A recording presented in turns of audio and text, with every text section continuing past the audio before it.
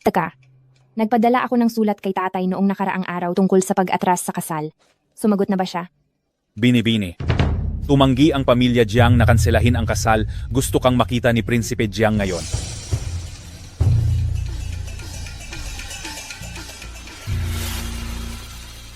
Siya ay anak naman ng isang marangal na pamilya, ngunit anong klaseng asal ang ganitong kaluhuan?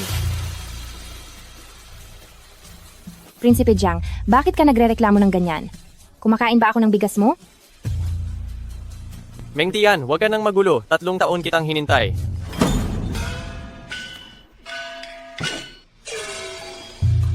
At inilaan ko sa iyo ang posisyon ng pangunahing asawa.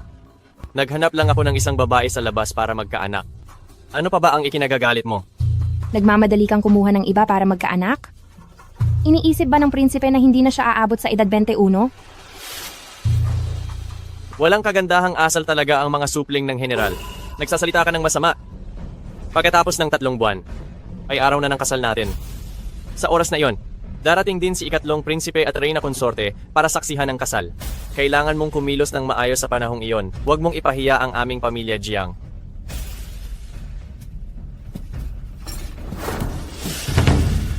Hudas. Binibini, ngayong umaga may dumating na mensahe mula sa hangganan. Nalaman ng gobernador ang ginawa ni Prinsipe Jiang at galit na galit siya kaya pinapakansela niya na lang ang kasal. Kung pahihirapan tayo ng pamilya Jiang, handa ang hukbong Wu na sumunod sa utos mo. Pwede na lang nating gibain ang pamilya Jiang. Iyan talaga ang ugali ni tatay. Binibini, ginagamit niya si reyna konsorte at ikatlong prinsipe para takutin ka. Pwede pa ba nating kanselahin ang kasal na ito? Kailangan itong makansela anuman ang mangyari. Ang bagay tungkol sa pagkansela ng kasal.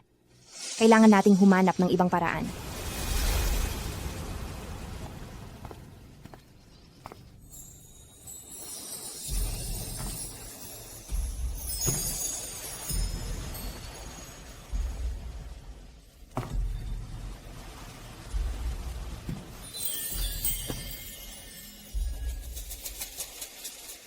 Dongxi, sa tingin mo, ang mga babae ba ay kailangang manatiling nakakulong sa tanikala ng 3 pagsunod at 4 na kagandahang asal?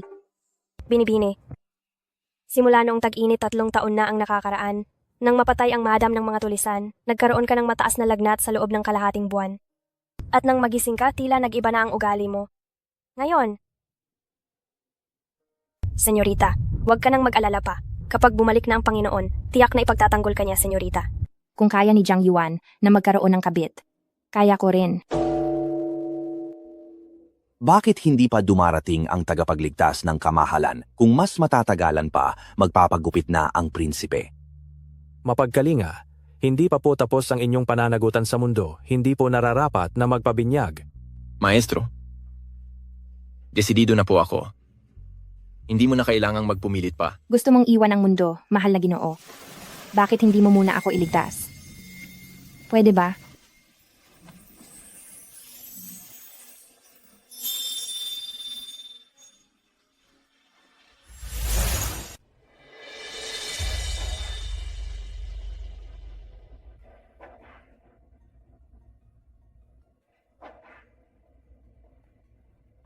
Inililigtas ng Buddha ang mga nakatadhana. Kung ganito tayo katindi ang tadhana, Ginoo.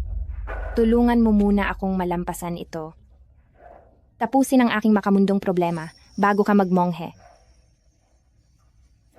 Ano ang gusto mong gawin?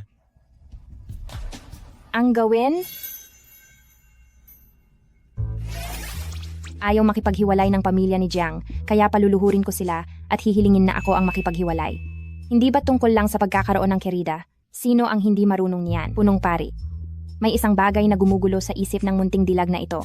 50 guwang ng kontribusyon. Maaari ko bang hiramin ang munti mong disipulo? Donasyon. Hindi ako nakikialam sa makamundong bagay. Napakaganda. Halikayo. Italin niyo itong maganda at malinis na monghe para sa akin. Gusto ko siya na maging aking kerida. Walang hiya? Gusto ko siya gawing kabit ko. Kawalang hiyaan.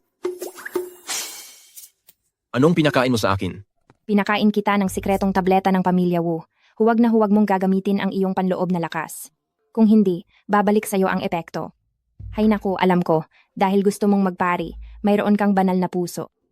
Isipin mo na lang na gumagawa ka ng kabutihan at sagipin mo muna ako, pwede ba?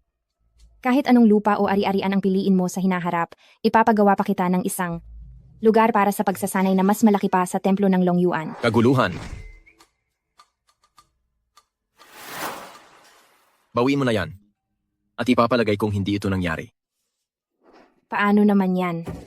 Kung pakakawalan kita, saan ako makakahanap ng ganito kasatisfying na kabit? Ikaw.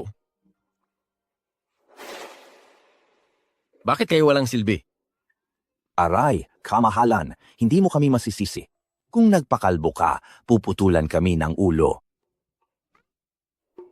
Huwag kang masyadong magtaka. Ang matalo sa mga guwardiya ng tahanan ng Dukwu, hindi naman nakakahiya. Sa murang edad na ito gusto mo nang magpari. Siguro, palihim kang tumakas, ano? Hula ko. Ang mga tagasunod mo, gustong-gusto na kunin na kita ngayon. Master, talaga bang mananatili ka lang na walang ginagawa? Ang lahat ay kalooban ng langit at hindi ito mapipigilan ng tao. Huwag mo na tingnan ang pari. Kung may alam ka lang sa pakikitungo sa tao, dapat mong malaman. Ang isang binata na tulad mo, na may pambihirang karangalan at napakagandang mukha ay wala pang anak. Kung ang punong monghe ay bigla ka na lang ahitin, palagay mo ba'y palalampasin siya ng iyong pamilya? Kung gayon, ang pagsubok na ibinigay nila sa akin, ay pawang peke lamang? Huwag mo nang isipin pa ang mga iyan, sumunod ka na lang sa akin pabalik sa palasyo at maging aking kabit sa loob ng ilang panahon. Tinitiyak ko sa'yo, pagkatapos nito, kung anuman ang gusto mong gawin ay gawin mo. Kung gusto mong magpari ay magpari ka. Lahat, ako mula sa palasyo ni Wu Guogong ang sasagot para sa iyo. Huwag kang magsalita ng mga walang kabuluhan. Tutal ay nagustuhan na kita, tanggapin mo na lang ang kapalaran mo. Dongshi, mag-ayos ng gamit, uuwi na tayo bukas. Ako si Wu Mengtian. Kung ayaw mong sabihin sa akin ang pangalan mo, pwede mo ring sabihin ang palayaw mo, o baka naman. Gusto mo bang tawagin kitang Little Sweetie, ah? Sino ang nagbigay sa iyo ng karapatan na tawagin akong ganyan? May ganyan pala sa kapital, isang nahihiyang Ginoo. Huwag kang mag-alala. Una, hindi kita pipilitin. Pangalawa, hindi kita hihilahin. Pangatlo, hindi ako magsasagawa ng biglaang pag-atake. Isipin mo na lang na nagpapalit ka ng lugar para magsanay. May silid aklatan din kami. Maraming libro tungkol sa pagsasanay, hindi ka malulugi rito. Talaga bang maraming libro tungkol sa pagsasanay? Hindi pa malalaman mo kung pupunta ka sa bahay ko? Mag-ingat. Ano itong nararamdaman ko? Bakit ang bilis ng tibok ng puso ko? Ikaw?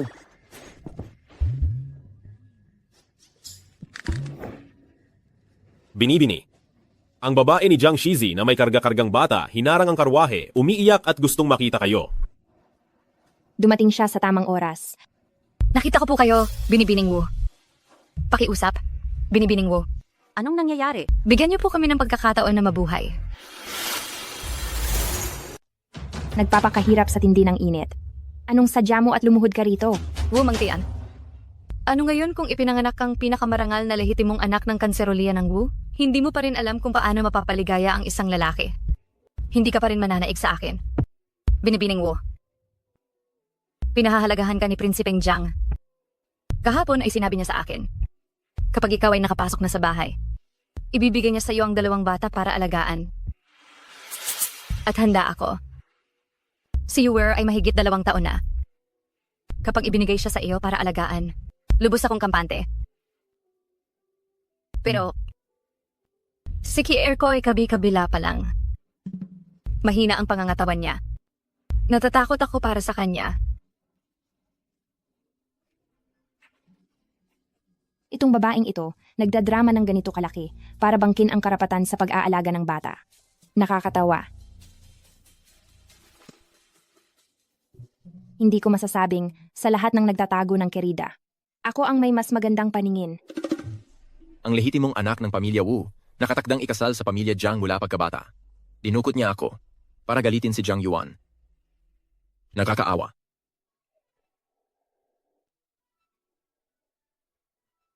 Sino ang sinasabi mong nakakaawa? Baka naman isa ka rin sa mga nakukumbinsi kapag nagpapanggap ang babae na mahina. Isang hangal na lalaki na madaling malinlang? Ano? Hintayin mo. Ituturo ko sa iyo ngayon kung anong ibig sabihin ng masamang pakay ng mapagkunwari. Ay, bilisan ninyo, may tao, walang kasalanan ang bata. Payungan ninyo ang anak ni Prinsipeng Jiang. Binibining son, anuman ang plano ng mga matatanda, hindi dapat gamitin ang batang ito na nasa lampin pa bilang kagamitan sa pakikipaglaban. Binibining son. Ginanggo. Anong laro? Hindi ko po maintindihan. Noon, ang pamilya San ay nagpabaya sa tungkulin. Kaya nakapasok ang mga masasamang tao sa piging sa tag-init at sa isang araw nawala ang aking ina at hipag. Kung hindi ako nagkataong hindi nakapunta, baka hindi rin ako nakaligtas. Kawawa ang aking pamangking lalaki at babae na sa murang edad ay dumanas na ng pagkawala ng kanilang ina. Ang kanilang ama ay nasa hangganan pa rin at nagtatanggol sa bansa. Kailangan lang nila sumama sa akin, ang kanilang tiyahin, upang magluksa para sa kanilang ina. 3 taon ko nang pinalaki ang mga bata, at ayaw kong makita ang mga musmus na naghihirap. Kung hindi ka nagpapansin, gaano ka katigas ang puso, na sa tindi ng sikat ng araw, dala-dala ang isang sanggol ay hinarangan ng aking karwahe. Tama. Ano ba ang kaawa-awa sa kalagayan nitong Kirida? Noon, ang tatay niya ang nagpabaya sa tungkulin, kaya namatay ang mga babae ng pamilya Wu. Oo nga. Kung iisipin, ang babaeng ito ay anak ng tiwaling opisyal at isang aliping kriminal na ipinatapon sa House of Music. Hindi ganyan, hindi. Hindi. Dapat ay galit ang hamak na babaeng ito. Dapat ay nagngangalit. Bakit hindi siya gumawa ng inaasahan? Ginang son, kahit ano pa ang hinanakit mo, hindi mo dapat yakapin ang isang sanggol at magkunwari ng ganito. Ang iyong intensyon ay masama. Ngayon umaasa ka pa na ang aking ama at kuya ay malayo sa hangganan para apihin ako, isang mahinang babae na mag-isang nagpapalaki sa pamilya.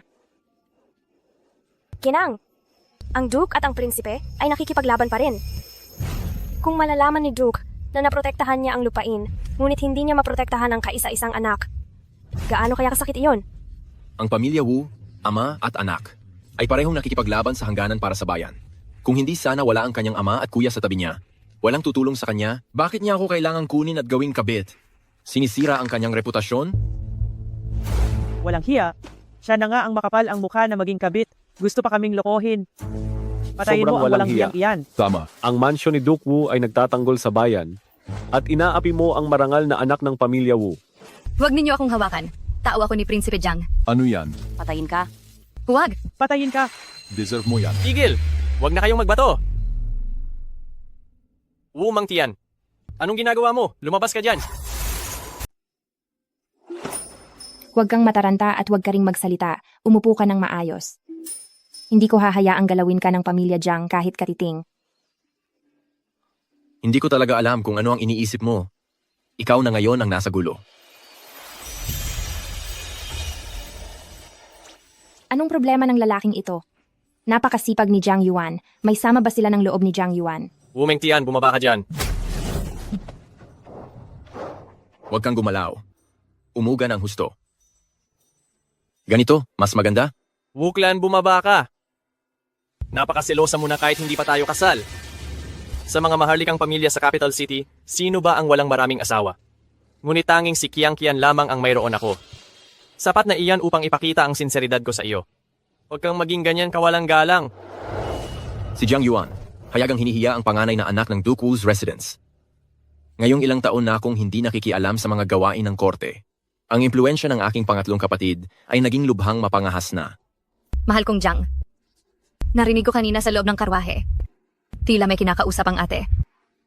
Tiyak na hindi lang iisang tao ang nasa loob ng karwaheng iyon. Baka naman may lalaki siyang kulasisi. Ano?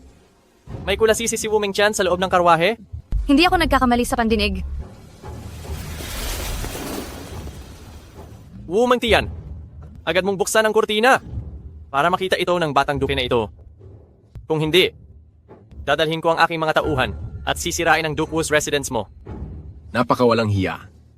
Ang mag-ama ng pamilya Wu ang nagtatanggol sa imperyo para sa aking pamilya Xiao, ngunit hinihiya ni Jiang Yuan ang pamilya Wu sa ganitong paraan. Iniisip ba niya na wala ng Xiao clan? Huy, huwag kang gumalaw. Ang Jiang Yuan ay lubos na ng insulto sa pamilya Wu. Inaakala niya bang wala ng buhay ang aming pamilya Xiao? Hoy, huwag kang gagalaw. Kung makikita ng Jiang Yuan ang mukha mo, mamamatay ka. Ano? Kahit na kinuha kita bilang kabit. Ayoko ring ipakita mo ang iyong mukha para hindi ka mapintasan. Kung makikita ng pamilya Jiang ang hitsura mo, tiyak nagaganti sila sa iyo. Sa oras na iyon, mapanganib ang buhay mo. Pero ipagtatanggol kita. Kaya? Iniisip mo bang natatakot ako at gusto kong tumakas? Kahit ako ay kailangang umiwas sa pamilya Jiang, kaya kung nakakaramdam ka ng takot, makatuwiran lang iyan. Pero huwag kang mag-alala dahil binihag kita. Tiyak na ipagtatanggol kita. Nag-iisa, hinarap ang pagtataksil ng pamilya Jiang. Sa simula pa lang ay mahirap na, at kailangan mo pang gawin ang lahat para pangalagaan ang kaligtasan ko. Nakaka-interes talaga. Sige, kung gayon, protektahan mo ako. Meng Xiang, bumalik ka sa mansyon. Magpalabas ng signal flare. Kolektahin ang mga sundalo ng Mansion Wu. Kung sino man ang humarang sa daan, hayaan silang makita na ang mga sundalo ng aming Mansion Wu ay may silbi. Masusunod, ginang. Wu Mangtian, huwag mong hayaang mahuli ko ang kabet mo. Wu Mangtian, Jiang Yuan, sasabihin ko sa'yo, kahit pa nag-alaga ako ng kabet, anong magagawa mo? Kung ayaw mong kanselahin ang kasal, tingnan na lang natin kung anong mangyayari. Wu Mengtian, huwag mong hayaang mahuli ko ang iyong kalaguyo. Meng Xiang, mamaya humanap tayo ng lugar para magpalit ng damit, para hindi na nila tayo harangin at guluhin. Masusunod po. Nakarating na po tayo, Binibini. Maliit na monghe. Nandito na tayo. Naaawa ka na naman? Noong naroon si Jiang Yuan. Hindi ba at masigla ka pang humalik sa akin? Aksidente iyon.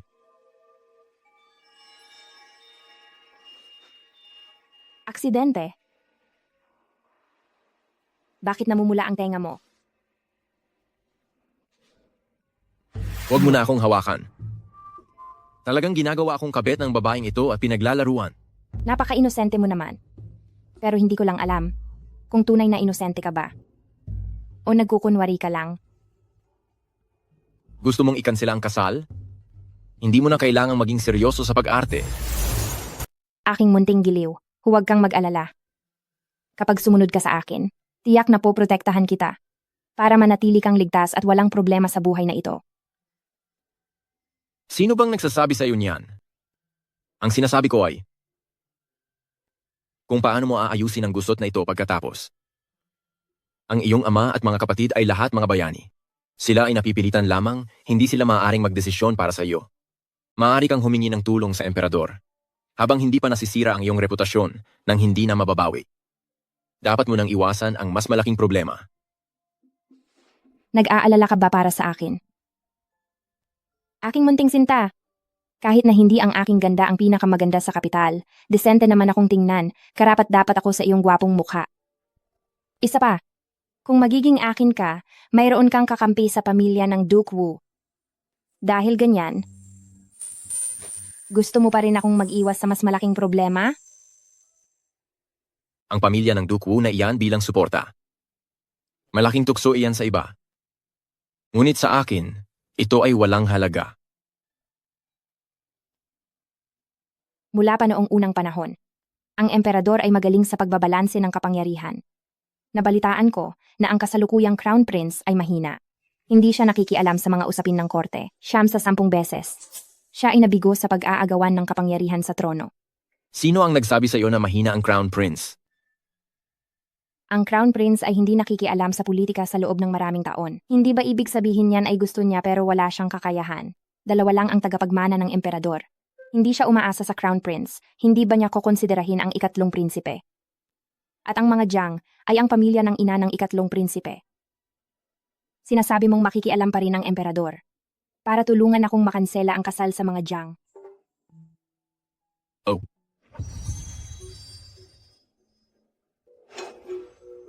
Ikaw, isang taong tumalikod na sa mundo. Paano mo maiintindihan ang mga pasikot-sikot ng pamilya ng emperador? Kawalang galangan. Alam mo ba kung sino ang kinakausap mo? Huli na ang lahat para magsalita pa. Walang balikan kapag nakawala na ang pana. Mula nang magpasya akong kunin ka. Nagpasya na ako ang magdadala ng lahat ng responsibilidad. Ang mundong ito, ang bigat ng mga tanikala sa kababaihan. Ngunit ako, pilit kong aalisan ang mga tanikalang ito. Kahit na ang daan sa harapan ay puno ng hirap at pagsubok. Kahit na lumuhod pa ako, lalampasan ko ito. Hindi magrereklamo kailanman at hindi magsisisi hanggang kamatayan. Hindi magrereklamo kailanman at hindi magsisisi hanggang kamatayan. Walang reklamo at hindi ako magsisisi hanggang kamatayan.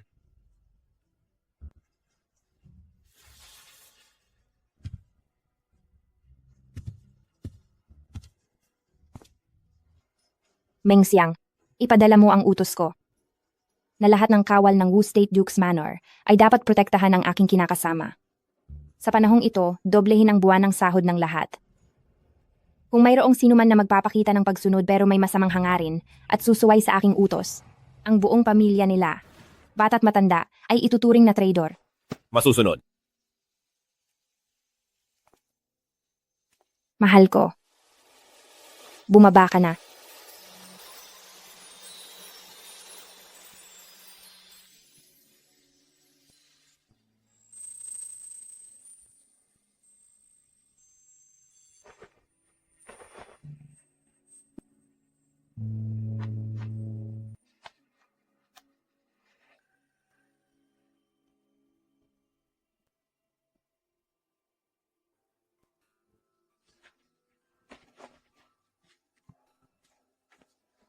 Kung sinabi mong may mga libro sa pag-aaral ng kultibasyon dito sa mansyon, tara na.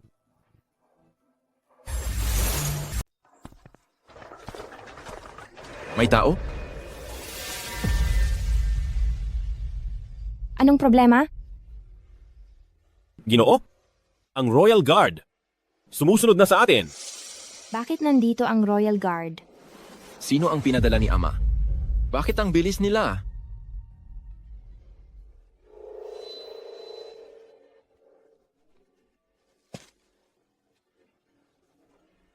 Ang Royal Guard? Bakit sila pupunta rito? Nabalitaan ko na ang pinuno ng Longyuan Temple ay kinagigiliwan ng emperador. Baka naman ang matandang iyon ay nagbago ng isip at sinabi niya ang tungkol sa pagkidnap ko sa iyo sa emperador? Ginoo, ano ang gagawin natin? Huwag kang matakot. Hahaharapin natin ang anumang dumating. Ngayon, kahit sino pa ang dumating, hindi kanila maaaring saktan kahit katiting. Kung ang Prinsipe Jiang ay maaaring magkaroon ng kerida, kung ang mga mayayamang pamilya ay maaaring magkaroon ng kerida, bakit hindi ako pwedeng mag-alaga ng kerida? Ang mundo bang ito ay nagpapahintulot lamang sa mga babae na bigyan ng mga lalaki ng karapatang magpalit-palit ng kapareha? Ipasok mo muna ang aking kerida sa mansyon. Ang matitira, ako na ang haharang. Gusto ko ngang makita kung paano mo mapupunit ang tinatawag mong kadena sa sarili mong lakas. Wu Mangtian, magingay ka. Kahit gaano pa ito kalaking problema, tutulungan kitang harapin ito. G. Siya ang tagapagmana ng Qin State Duke's Manor, ang commander ng Imperial Guards. At pinsan din ng koronang prinsipe na lubos na pinagkakatiwalaan ng emperador. Akala ko ang pamilya Jiang ang dumating. Pero ang matinding kaaway pala ng pamilya Jiang ang nandito. Pagbati, Young Master Qin. Maari ko bang malaman, Young Master, kung bakit kayo may dalang tao sa Wu Manor ko? Ano po ang dahilan? Kakalabas lang ng signal flare mula sa Wu Manor. Nag-aalala ang emperador sa iyong kaligtasan. Kaya't inutusan niya akong pumunta upang tumulong. Nagpadala ang emperador ng Royal Guards. Dahil lang sa nag-aalala siya sa akin? Narinig ko kanina na gumamit ka raw ng 100 sundalo para lang sa isang kerida. Sinuportahan ng Qin State Duke's Manor ang koronang prinsipe at sinuportahan naman ng Jiang State Duke's Manor ang ikatlong prinsipe. Matagal na kayong may matinding alitan. Ngayon, ito na ang tamang pagkakataon para magsampa ng kaso laban sa pamilya Jiang. Medyo katawa-tawa. Ngunit, lubos na akong naiinis sa Jiang State Duke's Manor. Ang mga pangyayari nitong mga nakaraang araw, naniniwala akong si Young Master Qin ay may narinig na, hindi ba? Ito ay naging mainit na usapan, at ang emperador ay may hindi rin kasiya siyang tingin sa mga ginawa ng pamilya Jiang. Ang Young Master Jiang na iyon, kinuha ang anak ng isang kriminal bilang kerida. Paulit-ulit akong nag-usap para ikansela ang kasal pero hindi nangyari. Sa halip ay hinamak pa nila ako. Inakala nilang walang nagtatanggol sa aming manor. At inabutan pa nila ako ng instructions for women para basahin. Ako, si Wu Mengtian, kailanman ay hindi naranasan ang ganitong kahihiyan. Kaya, ang ginagawa ko ito ay para lang makita ng buong kapital.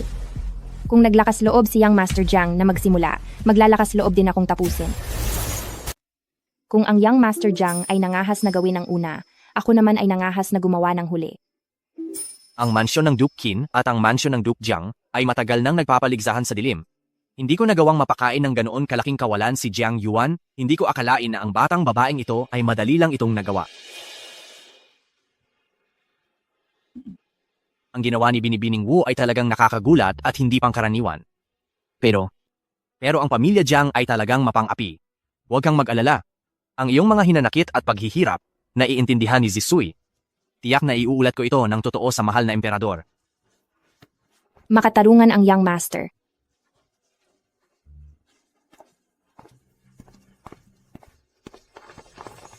Hindi ko inaasahan. Ang Young Master Qin ay isang taong madaling kausapin. Hindi. Ang pamilya Qin at ang pamilya Jiang ay nagsisilbi sa magkaibang Panginoon, sila'y magkasalungat. Nitong nakaraang taon, sikat na sikat ang Third Prince, ang pamilya Qin ay palihim na labis na pinipigilan. Ngayon na nangyari ito. Hindi nila alintana na makita ang kaguluhang ito dahil gagamitin din nila ito sa harap ng emperador para isumbong ang pamilya Jiang. Ang bagay na ito ay konektado sa pamilya ng hari. Tayo? Sa pagpupumilit kong bawiin ang kasunduan sa kasal, nakagalit ko na ang paksyon ng Third Prince. Ngayon, kailangan kong gamitin ang pamilya Qin at makipagkaibigan sa Crown Prince. Sa ganitong paraan, upang mapanatili ang seguridad ng aking mansyon Wu. Kaya naman hindi ko iniinda ang pagbibigay ng armas sa pamilya Qin. Matalino kayo, Binibini.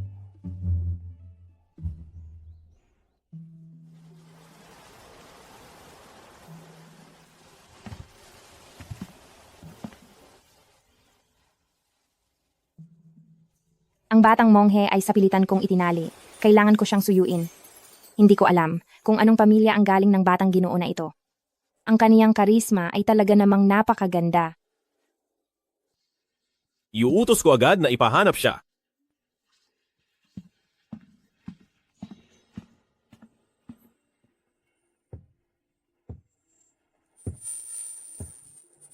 Munting mahal. Gusto mo ba ang bulaklak na ito? Pipitasin ko para ibigay sa'yo. Noong bata ako, may nagbigay rin sa akin ng lotus. Pagkatapos,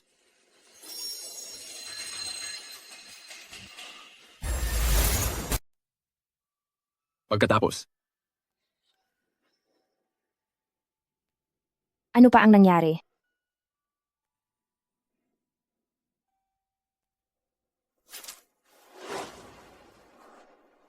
Ayaw mo pala ng tunay na bulaklak ng lotus mula sa lawa. Ang gusto mo ay ang puting lotus jade pendant na nasa baywang ko. Ano ang nilalaro ninyo? Kamahalan.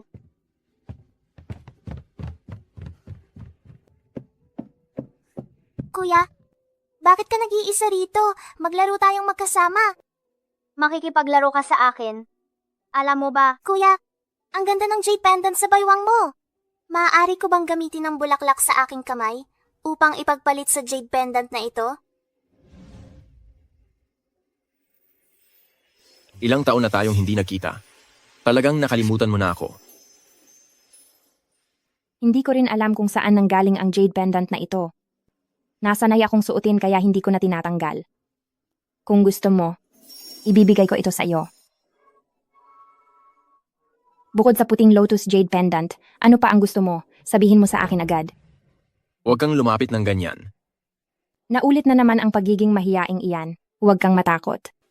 Ako kasi, ito ang unang beses ko magkaroon ng kabit. Kaya wala akong masyadong karanasan.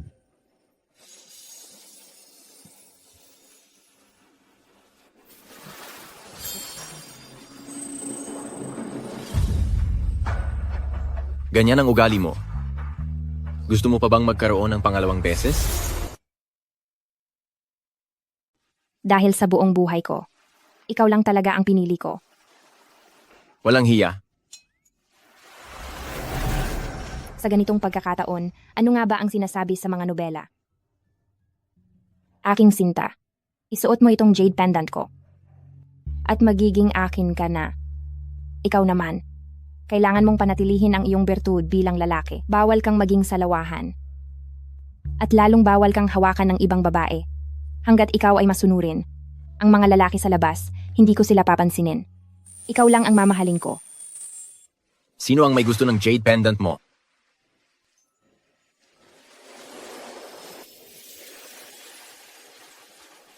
Ikaw.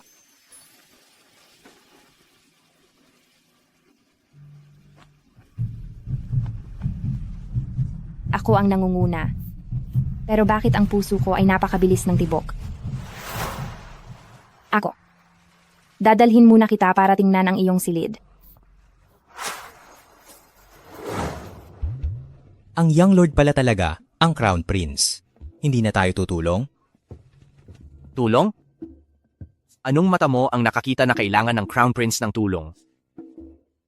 Si Ashen ay nagpumilit na magnilay. Kung ang babaeng ito ay makakapagpasok kay Ashen sa mundong ito. Pero ang crown prince ay ginawa nilang ikinadena. Dito, paano kung umabot sa tainga ng emperor? Bumalik sa palasyo.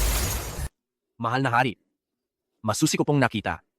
Ang prinsipe ng korona ay kusang sumama kay Miss Wu. Ano? Walang hiya. Isa itong kalokohan. Zishuo, magpadala ka agad ng mga tao para... Anong kalokohan? Si Shena ay hindi naman mahilig sa babae at gustong-gusto niyang magpari. Ngayon, kusa siyang sumama sa Wu's girl. Ibig mong sabihin, nagkagusto si Shenner sa Wu's girl. Pero ito ay pagdukot para gawing kerida. Mahal na hari, Ito, sa tingin ko, ayos lang. Mas mabuti ito kaysa magpari. Kung ang babaeng iyon ay makapagpapabalik sa ating anak sa mundong ito, baka magkaroon pa tayo ng apo. iisa nga iyon. Kung talagang gusto ni Shenner, tulungan ninyo ang Miss Wu na bawiin ang kasunduan sa kasal. Ang Jiang family ay isa ring nagtatag ng bansa. Hindi ko maaaring gamitin ang pagiging emperador para ipagdamot ang manugang ng isang opisyal. Ito ay magpapalamig sa loob ng ibang opisyal. At kukundinahin pa ng mga manunulat. Ang kasunduang ito. Kailangan pa rin itong sang-ayunan ng Jiang family. Mahal na hari, ang ginawa ni Miss Wu ay nakakagulantang. Hula ko, hindi magpapatalo ang Jiang family. Ang Jiang family... Ginawa nilang kerida ang anak ng nagkasala at iningay nila ito. Hindi na sila karapat-dapat maging pinuno ng mga opisyal. Shunhai, dalhin mo ang mga tao para bigyan ng babala ang Jiang family. At ikaw, Zishua, magpadala ka ng ilang matatalinong tao para bantayan ang Jiang family. Huwag nilang saktan ang aking prinsipe ng korona. At si Miss Wu. Tinatanggap ko ang inyong utos, kamahalan. Ay, tama pala, mahal na emperador at empress. Ang panganay na anak na babae ng Wu family ay hindi pa kilala ang korona prinsipe. Nagmamadali kami noong inagaw siya. Kaya siguro, hindi pa niya nasuri ang pagkakakilanlan ng korona prinsipe. Nag-alala ako na pagkatapos nito. Hindi maaari iyan. Shunhai, Zisu, ipahayag ninyo ang aking utos. Sinuman ang magbunyag ng pagkakakilanlan ng korona prinsipe, pupuksain ko ang kanyang siyam na lahi. Kamahalan, paano kung ang korona prinsipe mismo ang magbunyag ng kanyang pagkakakilanlan? Hindi magsasalita si Shenner. Kung sasabihin niya, matagal na sana niyang sinabi. Sa ngayon, nakikipagtulungan siya sa babaeng iyon mula sa Wu family na makidnap at tiyak na nag-e-enjoy siya.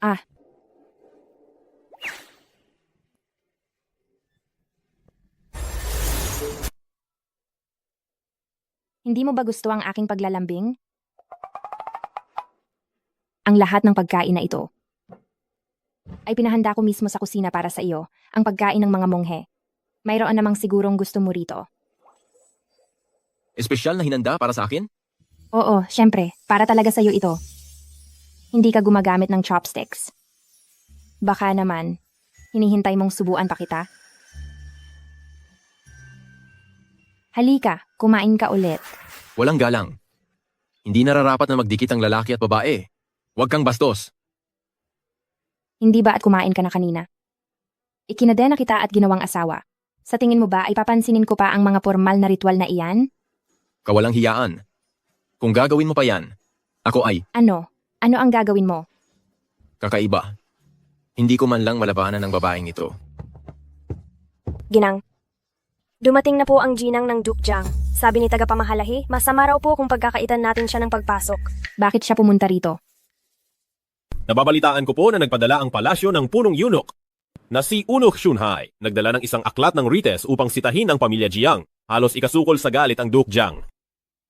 Ang pamilya Jiang ay palaging ipinagmamalaki ang sarili bilang isang pamilya ng mga iskolar. At sa mga opisyales ng pamahalaan, mayroon silang mahusay na reputasyon. Ngayon, ang emperador ay nagpadala ng isang tao upang magdala ng aklat ng Rites para pagalitan sila. Mas masahol pa ito kaysa sa pagbawi ng kanilang suweldo. Ang pagdating niya ngayon ay malamang upang bawiin ang kasunduan sa kasal. Napakatalino mo, Ginang. Dahil sa kahihiyan ng pamilya Jiang, siguradong magpapabawi na sila ng kasal sa pagkakataong ito. Gusto ng aking pangatlong kapatid ang trono. Hahayaan ba niyang maging kaalyado ang pamilya ng aming lolo't lola sa mansyon ng Duke Wu sa loob ng maraming taon? Tapos aatras lang sila sa kasal sa panahong ito. Munting mahal, tara na. Samahan mo akong tingnan sila. Mauna kayong dalawa. Opo.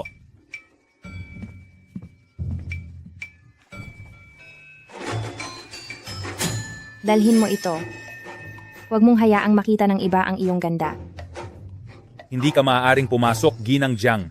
May utos ang aming binibini. Palabasin mo ang binibini mo para makita ako.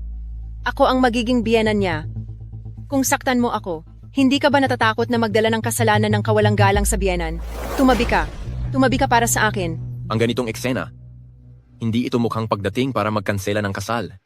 Ito ay para magpakita ng kapangyarihan bilang biyenan. Papasukin mo ako. Aking matamis. Okay lang ba sa iyo na magkunwari na nakikipaglaro sa akin? Ano ang gusto mong gawin? Bakit ang ginang ay hindi na lang manatili sa mansyon ng Duke Jiang at nag-iingay pa rito? Patangtian. Kahit gaano ka pa kagalit sa ginawa ni Yuan, may limitasyon ang pagtatampo. Oh, pakiramdam mo ba na ako ay nagtatampo lang?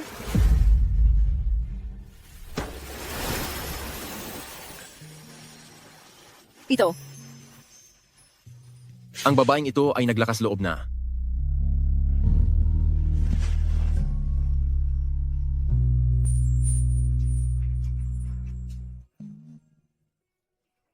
Ang binatilyong ito, bakit bigla siyang naging masipag?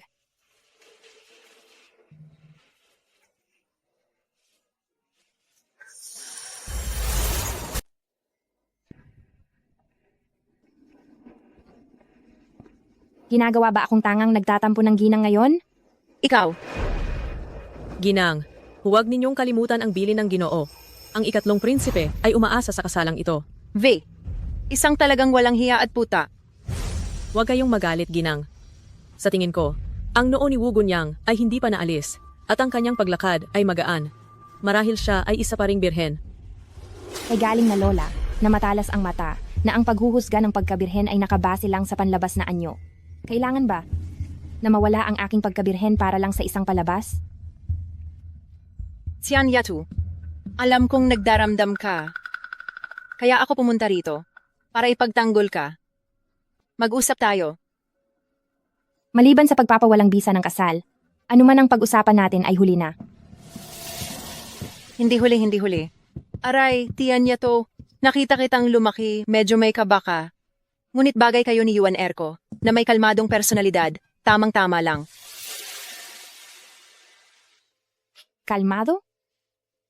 Nagluksa ako sa loob ng 3 taon, samantalang siya ay nagkaanak ng 2 sa loob ng 3 taon sa labas. Hindi pa ako nakakita ng ganoon kadesperado. Tinatawag mo ba itong kalmado? Xian Yatu, mali ang ginawa ni Yuan Huwag kang mag-alala. Bibigyan kita ng paliwanag. Paliwanag? Paano? Maibabalik mo ba ang 2 bata sa tiyan ng ina nila para maibalik ang pagkalinis ng iyong young Master Jiang? Hindi ba ito walang kabuluhang pag-aaway mo? Kayo ang walang kabuluhang nag-away muna. Hey, Xian Yatu. nagluksa ka ng 3 taon. At nasayang ang pinakamagandang taon mo. Kung kanselahin mo ito, ang kasal sa aming pamilya Jiang, saan ka makakahanap ng mas mahusay na asawa kaysa sa pamilya Jiang? Kung gayon, hindi na ako maghahanap ng mapapangasawa. At makasama ang aking munting sinta. Hindi na kailangan magsilbi sa biyanan. At hindi na kailangan pang pumunta sa bahay ng iba upang magdusa ng pang-aapi. Sa tingin ko, ayos na iyon. Kagaguhan. Kahit anong mangyari, mas matanda ako sa'yo. At pumunta pa ako rito upang humingi ng tawad sa isang batang babae. Ano pa ba ang gusto mo? Hindi po ako karapat-dapat. Sa ngayon. Gusto ko lang na ang pamilya Jiang ay maglayo ng loob sa akin. Huwag kang magpadalos-dalos sa pagsasalita. Huwag mong kalimutan, ang iyong ama at kapatid ay nasa hangganan. Kung wala kaming pamilya Jiang na mamamagitan para sa kanila, hindi ka ba natatakot na baka hindi na sila makabalik? Hindi ka ba natatakot na baka hindi na sila bumalik? Sa tingin ba ni Ginang Jiang na ang pamilya Jiang ay umaasa lang sa paggamit ng kapangyarihan para manipulahin ang kalooban ng kasalukuyang emperador? Kailan ko sinabi iyan? Isa lamang siyang lalaking umaasa sa babae. Paanong nagkaroon ng napakalakas na presensiya? Tama ang sinabi ng mahal ko. Ginang Jiang, ang aking ama at kapatid ay nagbabantay sa ating lupain. Ang ating kasalukuyang emperador ay matalino at may pinag-ugnayang kapatiran siya sa aking ama. Paanong pababayaan niya ang aking ama at kapatid? Bakit pa kami aasa sa inyong pamilya Jiang para mamagitan sa korte? Ikaw! Nenetian, galit lang ang sinabi ko. Hindi mo lang dapat isipin ang sarili mo, dapat isipin mo rin ang kapakanan ng bata. Kung magpakasal ka sa aming Yuan, kapag isinilang ang bata, mayroon na agad siyang titulo ng duke na napanalunan ng aming ninuno para sa kanya. Tingnan mo naman, kumuha ka ng isang lalaking mapang-akit. Anong maibibigay niya sa bata? Huwag mo akong lokohin gamit ang titulo ng duke. Ang anak mo, sa pagiging taksil at walang paninindigan niya, mahirap ang sabihin kung mapapanatili niya ang titulo. Iniisip mo pa ring mapaniwala akong magdusa sa pamilya Jiang ninyo?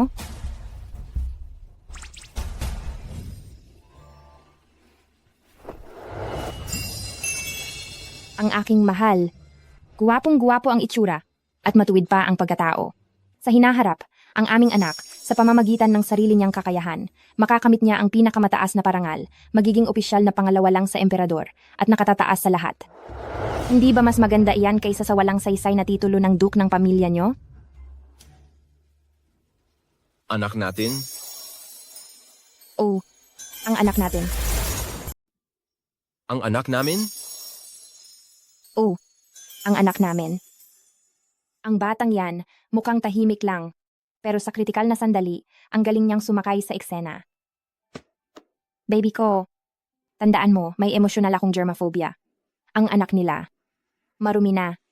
Ayoko sa kanya. Ikaw ang gusto ko. Mga baliw na salita. Para lang sa hamak na lalaking ito, hinahamak mo si Yuan. Tanungin mo ang mga taong nasa paligid mo. Ang bastardo na ito, hindi ba't hindi siya karapat-dapat na magdala ng sapatos ni Yuan? Ang anak ninyo ang hindi karapat-dapat. Sabihin ninyo, sino ang hindi karapat-dapat? Si Duke Jiang ang hindi karapat-dapat. Ang kasal mo kay Yuan, 5 taon na ang nakakaraan ay napagkasunduan na. 3 taon mo pang inaksaya si Yuan. Kami sa pamilya Jiang ay hindi pumapayag na kanselahin ang kasal. Kahit umabot pa sa harap ng emperador, kailangan ninyong tahanan ni Duke Wu na tuparin ang kasunduan. Kung mas magulo ang gagawin mo ngayon, pagdating mo sa pamilya Jiang, mas mahihirapan ang buhay mo. Pinapayuhan kita. Hindi mo na kailangang payuhan ako. Dahil hindi ninyo pamilya Jiang iniinda. 3 buwan pa naman. Sa panahong iyon, buy one, take one ako. Dala ko ang anak namin ni baby ko, sasakay sa sedan chair. Maglakas loob ka! Naghahanap ka ng kamatayan. Hindi ka dapat. Naglalaro ka ng kamatayan. Ang galing niya, sobra. Ikaw na babaeng walang hiya. Naglakas loob kang sipain ako. Alam mo ba kung sino ako? Mga tao, kalad ka rin ang babaeng ito na walang galang sa ginang ng Duke ng kasalukuyang korte at bugbugin hanggang mamatay. Bugbugin ako hanggang mamatay? Sa tingin ko, wala ka pang karapatan. Ako ang tiyahin ng 3 prinsipe ng kasalukuyang korte. Hindi ko ba maaaring galawin ang isang hamak na kerida na katulad mo? Mga tao. Ginang Jiang Guogong. Ito, ang pamilya Wu. Kung gusto mong mag-iskandalo, bumalik ka sa pamilya Jiang. Wu Mangtian, talaga bang kakalabanin mo ang pamilya Jiang Dahil sa isang manunuksong babae? Tagapamahalahi, magpatawag ng 100 guwardiya. Ihatid ang ginang Jiang Guogong at paalisin pabalik sa kanyang pamilya Jiang. Dalhin siya. Wu Mengtian, naglakas loob kang gawin ito sa akin.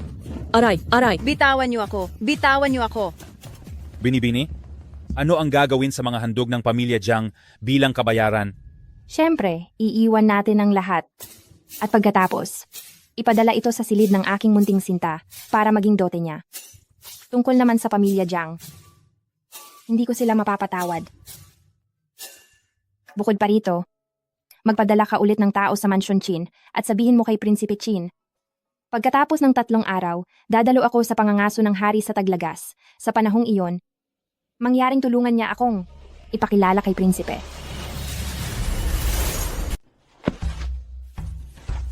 Binibini, nagpadala na kami ng tao para makipag-usap sa pamilya Qin. Ngunit, tinanggihan natin noon ang iniaalok na tulong ng pamilya Qin, kaya't kinatatakutan ko. Anong kinatatakutan? Ang kaaway ng kaaway ay kaibigan. Dahil ang pamilya Jiang ay ganito kahangal. Hindi ko mamasamain na sumandal sa prinsipe. At sa tingin ko, matutuwa rin ang pamilya Qin diyan. Binibini, hindi mo na dapat sabihin ang mga salitang iyon. Kung umabot ito sa kaalaman ng emperador, maaari tayong maparusahan dahil sa pagbubuo ng paksyon para sa pansariling kapakanan. Bukod pa rito, balita na ang prinsipe ay mahina ang katawan at hindi pa natin alam kung gaano siya katagal mabubuhay. Sino ang nagpakalat ng balita na ako ay mahina? Ano naman sa akin iyon? Hindi ko naman siya pakakasalan. Wala akong pakialam kung siya ay mahina o hindi, o kung siya ay mabubuhay ng matagal. Inalikan mo ako ng 2 beses. Hindi mo ako pakakasalan. Sino pa ang gusto mong pakasalan? Gusto ko lang makipagtulungan sa kanya para manalo kaming dalawa kapag naging matatag na ang posisyon ng opisina ng Wu. At maging matatag na ang posisyon ng aking ama at kuya, makakaya kong mamuhay ng malaya at masaya sa buong buhay ko. Wala kang pakialam sa iba? Kung ang 3 prinsipe ang umakyat sa trono. Ano ang kinalaman sa akin kung sino ang umakyat sa trono? Habang nabubuhay ako, nandyan ang mundo. Kung masaya akong nabubuhay, masaya rin ang mundong ito. Kung malungkot akong nabubuhay, ang mundong ito ay walang kabuluhan. Ako ang pinagmulan ng mundo. Ako ang pinagmulan ng mundo. Sayang ang napakaraming taon ng aking pagmumuni-muni. Ngunit mas tila ikaw ang may mas malinaw na pananaw sa buhay. Hinahangaan mo ako. Sadyang, naantig ako sa mga sinabi mo. Naantig ka na kaagad dyan? Mayroon pa akong maraming ganoong mga pananaw. Bakit hindi? Bawiin mo na ang balak mong magpakalbo. Hindi ka maliligtas ng pagmumuni-muni na iyan. Ako na lang ang magliligtas sa iyo, hindi ba? Babalik na ako sa silid ko.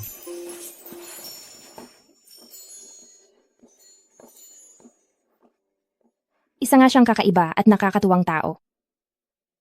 Binibini, nakapagpadala na po kami ng mahigit 20 espiya, ngunit wala kaming nakuhang impormasyon tungkol sa pagkatao ng binata na inyong pinoprotektahan. Maaaring hindi simple ang pinagmulan niya.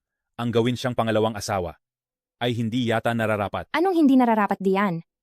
Mayroon pa bang tao sa buong kabisera na hindi kayang kalabanin ni Wu Mengtian? Hindi naman niya tatay ang emperador.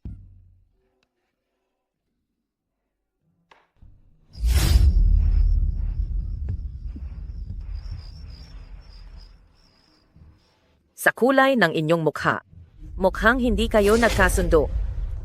Mamahaling abuela, napakabali-baliwan talaga ng babaeng iyon. Ngunit hindi pa siya nababastos.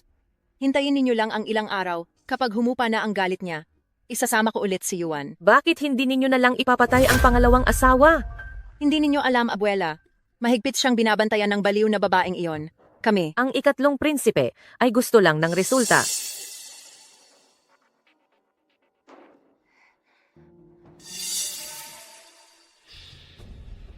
Matagal na akong hindi nakikialam sa politika, ngunit ang 3 kapatid at Duke Jiang ay napaka-arogante na pala. Kailangan kong iparating ang balita kay Zisu para bantayan ang pamilya Jiang at ang 3 kapatid.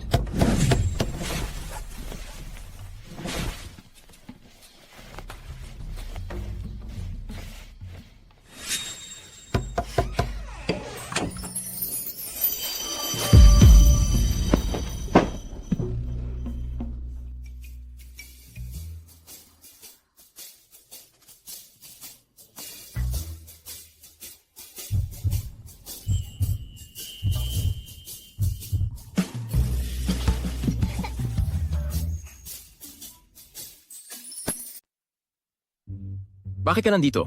Nakita kong nagmamadali ka, marami kang hindi nadala, kaya dinalhan na kita. Teka, nakalimutan ko palang ayusan ka ng mga tagapaglingkod. Dongsi, suklayin mo ang buhok niya. Masusunod po. Palitan mo siya. Hindi ko hahayaang hawakan ako ng ibang babae.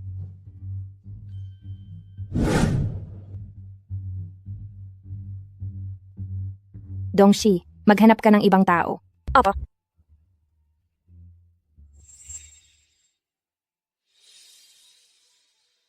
Ayaw mong hawakan ka ng ibang babae? Ikaw talaga. Gusto mo ako ang humawak sa iyo. Gusto mong ako ang magsuklay ng buhok mo, di ba? Bakit hindi ka man lang marunong mahiya? Ang dali mong sabihin ang mga bagay na yon.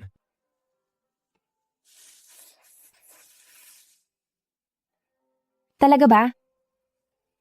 Ang buhok ng lalaki. Hindi maaaring laruin ng basta-basta.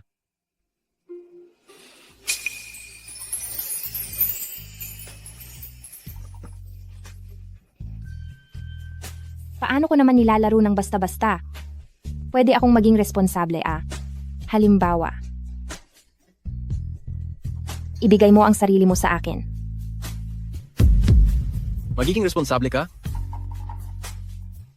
Bakit ako ang magbibigay ng sarili ko sa iyo? Munting mahal. Kung gayon, gusto mo bang ialay ko ang aking sarili sa iyo? Kung may oras ka para mag-flirt sa akin, mas mabuting pag-isipan mo kung paano haharapin ang pamilyang Jiang. Dahil sa ginawa mo sa kanila ngayon, hindi ka nila palalampasin. Anong ginawa ko? Hinalikan mo ako ng 2 beses, tapos nagkukunwari ka pang walang alam? Ang binata na ito sa kanyang kasalukuyang anyo ay talagang kaakit-akit.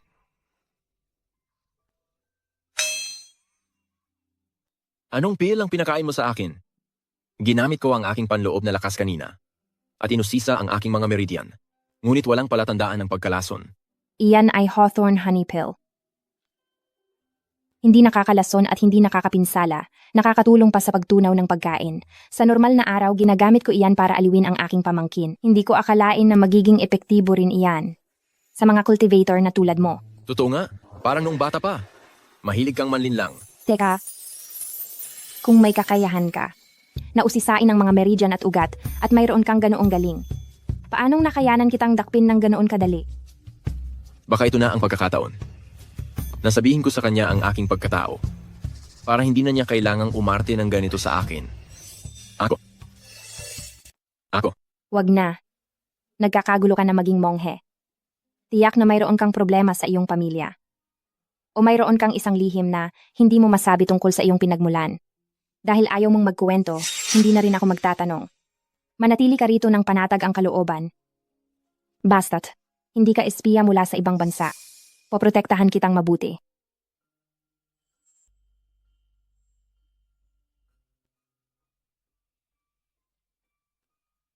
Ano ang ibig sabihin ng nagugustuhan? Ibig bang sabihin nito, gusto mo akong kalaro? Oo naman, gusto kitang kalaro. Bakit hindi ka pumapayag na ipangako sa akin? Sabi ni tatay, kapag nagpakasal ang lalaki at babae, kung inaapi ka ng pamilya ng asawa mo sa hinaharap, kahit paano, kaya niyang ipagtanggol ako. Kung masama ang pagtrato sa akin ng ibang pamilya, pupuntahan niya sila. Ngunit kung ikakasal ako sa pamilya ng hari, kung masama ang pagtrato sa akin ng pamilya ng hari, wala na siyang mapagsasabihan ng reklamo. Ikaw lang ang kaibigan ko. Kung ipapakasal ka sa iba, hindi mo na ako makakalaro. Huwag mo na akong hanapin pa. Mula noon, hindi na talaga niya ako hinanap. Malinaw na ayaw niyang magkaroon ng relasyon sa pamilya ng hari. Kung sasabihin ko, baka hindi na niya ako pansinin. Bakit? Sa totoo lang, noon. Ginang, marunong siyang mag-ayos ng buhok. Ito. Munting Sinta, tingnan mo ang sarili mo. Sige, manatili ka. Siya. Magtrabaho ka ng mabuti. At pagsilbihan mo ang binata na ito ng maayos. Ang buwanang sweldo, dadagdagan ko ng 30%. Gagawin ko ang aking makakaya. Kung gayon, munting sinta. Ikaw, magpahinga ka na ng mabuti.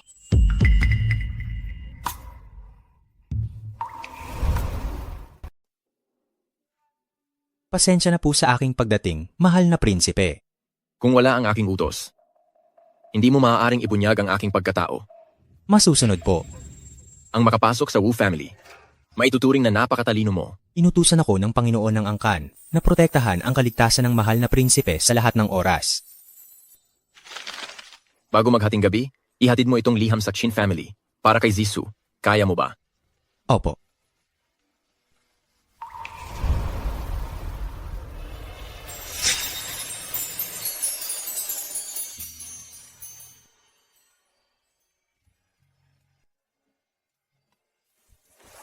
Mahal ko. Hindi kita masasabayan nitong mga araw. Aalis ako para sumali sa Royal Autumn Hunting Competition. Sasama ako sa'yo. Sa pagkakataong ito, hindi kita maaaring isama. Gagamitin ko ito para makita ang prinsipe. Ang pangatlong kapatid ay hindi basta-basta magpapalaya. Kailangan nating maghanda ng maaga.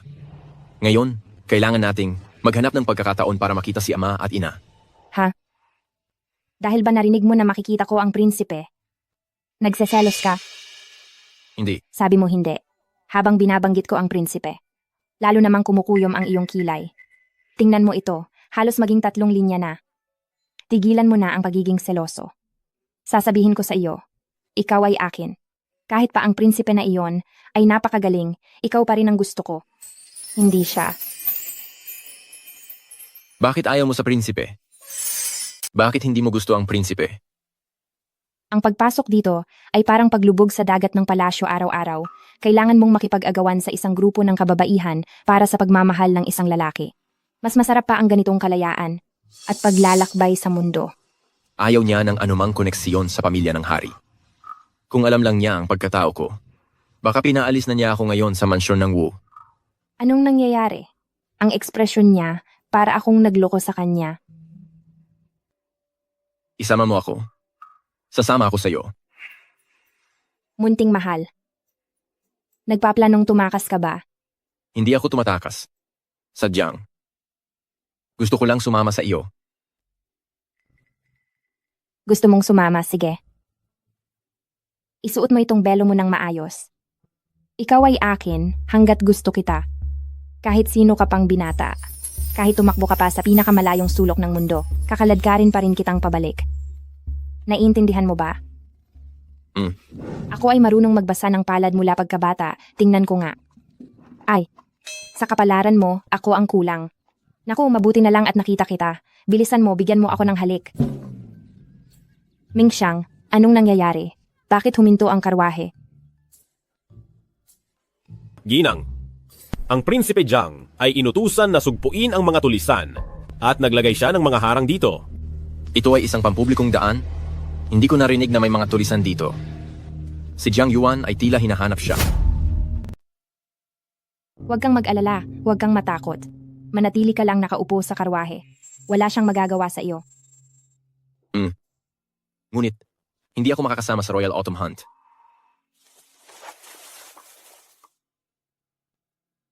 Mingxiang, anong sitwasyon ngayon? Binibini, napapaligiran na tayo nila sa loob at labas.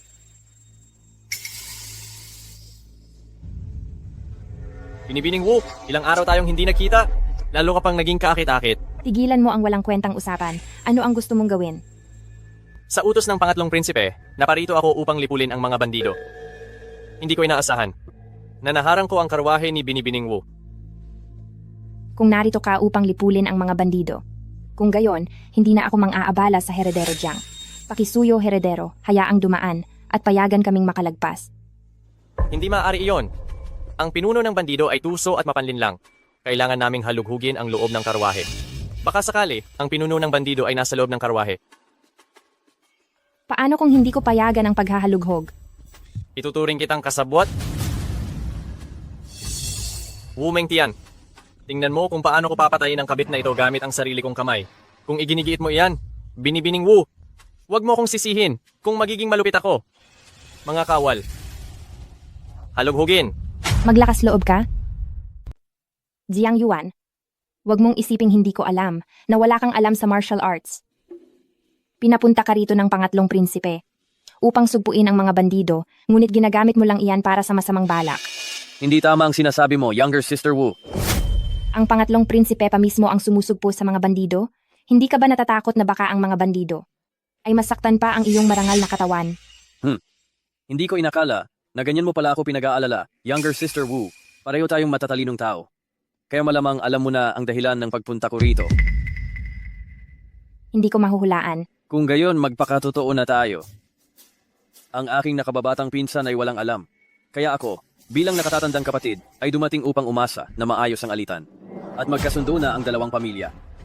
Pero ang ayos ng pangatlong prinsipe ay hindi mukhang namamagitan, kundi nagbabanta.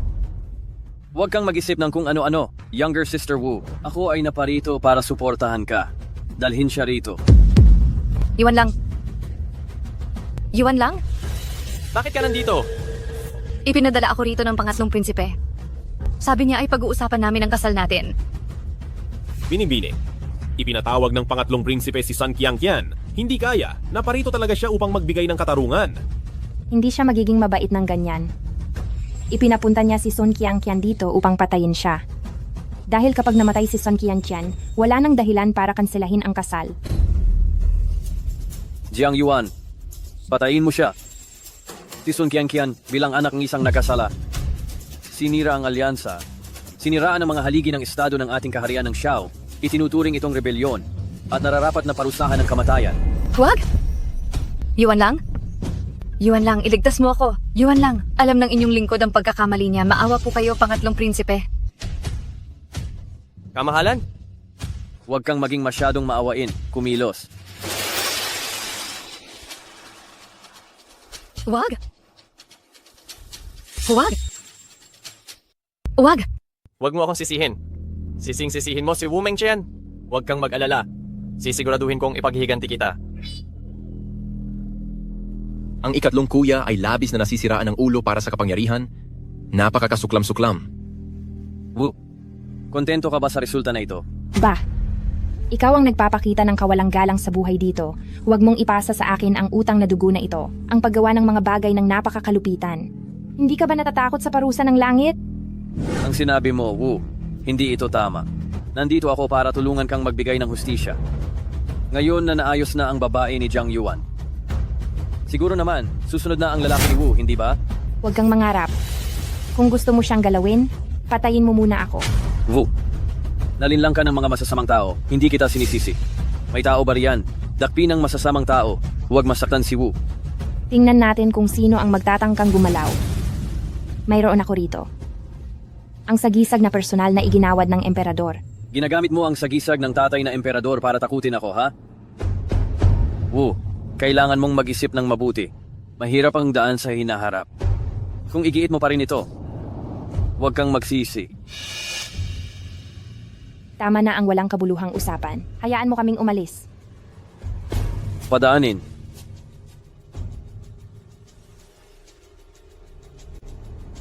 Prinsipe, pababayaan mo lang silang umalis? Wala kang silbi. Huwag mong kalimutan kung bakit ka ipinadala. Mga tao, makinig sa utos. Sumunod kayo sa akin at sugpuin ng mga bandido.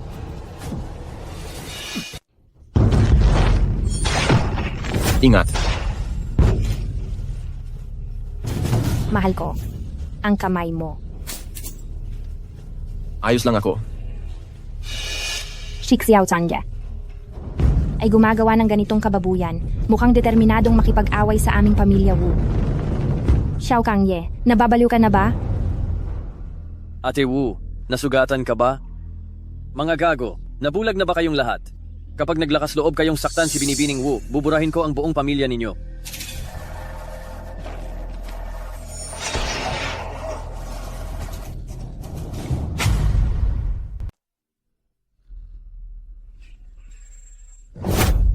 Noon, ako ang laging nagtatanggol sa iba. Ito ang unang pagkakataon na may lalaking isinasantabi ang buhay at kamatayan para protektahan ako. Ang sugat mo? Ayos lang ako. Huwag kang mag-alala sa akin, magmadali ka, at humanap ng paraan para makaalis. Hindi. Kung aalis tayo, sabay tayo. Ngayon, ipinapangako naming ipagtanggol hanggang kamatayan ang binibini at ang Ginoo. Wumang Tian, kayong mga hamak na alipin, kapag umabante pa kayo ng isang hakbang, maaari ko kayong kasuhan ng krimen na paglabag sa nakakataas. Ngayon, patayin niyo silang lahat. Kami ay inalagaan ng binibini sa loob ng maraming taon kung hindi dahil sa binibini. Matagal na sana akong namatay ng maraming beses. Ngayon, kahit mamatay ako, poprotektahan ko ang binibini. Bagamat ang kanyang kilos ay walang pagpipigil, ngunit magagawa niyang magkaisa ang lahat sa Wumansyon nang walang takot sa kamatayan o sa kapangyarihan ng emperador. Malayo ito sa kakayahan ng ordinaryong babae. Mang Xiang. Unahin ang puno, bago ang bunga. Wumeng Tian, nababaliw ka na ba? Pinapahintulutan mo ang mga simpleng sundalo ng hukbo. Nasaktan ng prinsipe?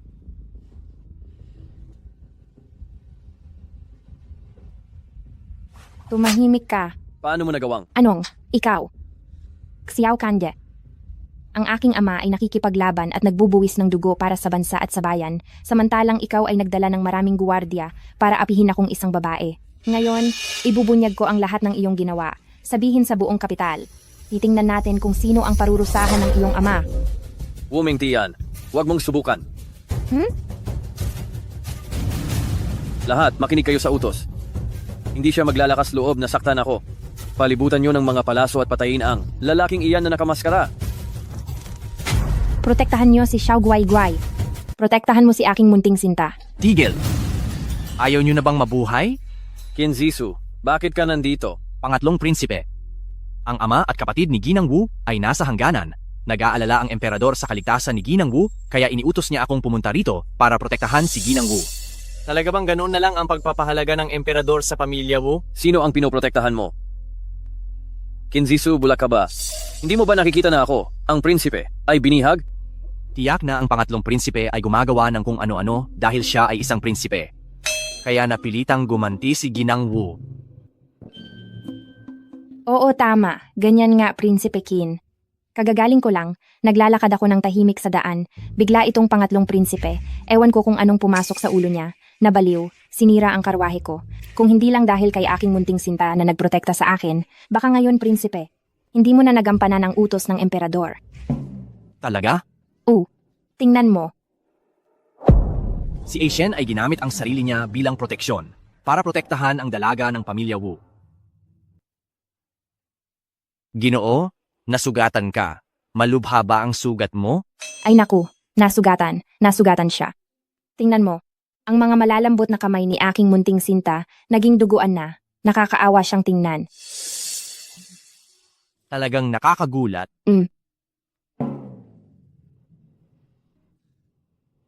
Bakit pamilyar ang katawan ng taong ito?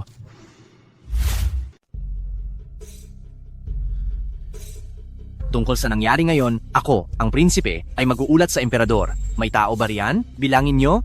Tingnan natin kung sa mansyon ni Duke Wu, ilang tao ang nasugatan. Oo, tama. Bilisan nating magbilang. Tingnan natin kung ilan ang nasaktan sa Mansyon Wu. Maya-maya lang, magrereklamo na si prinsipe sa imperial na hukuman para mabayaran tayo. Aray. Ha? Wumeng Tian, niloko mo ako. Ay, oo nga pala. Pati ang kamay ng aking munting minamahal. Kailangan ding bayaran ha. Tama? Kailangang magbayad.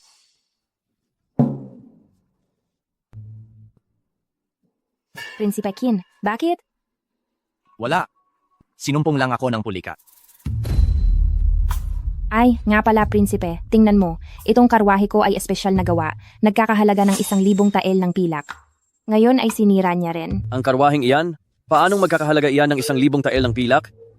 Oo, hindi 1,000 tael ng pilak dahil ito ay 1,000 tael ng ginto. Ikaw. Huwag kang mag-alala tungkol sa nangyari ngayon. Ako, ang prinsipe, ay mag-uulat sa emperador.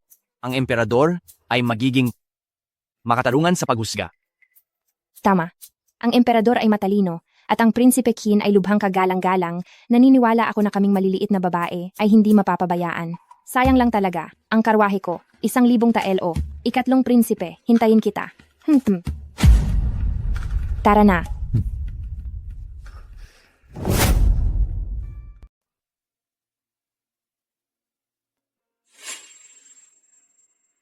Ikaw ay nasugatan ngayon.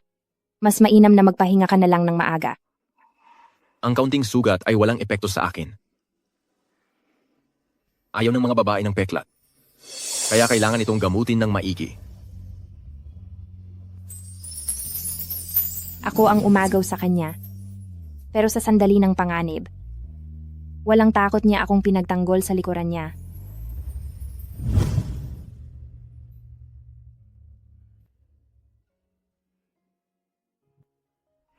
Malit na Sinta.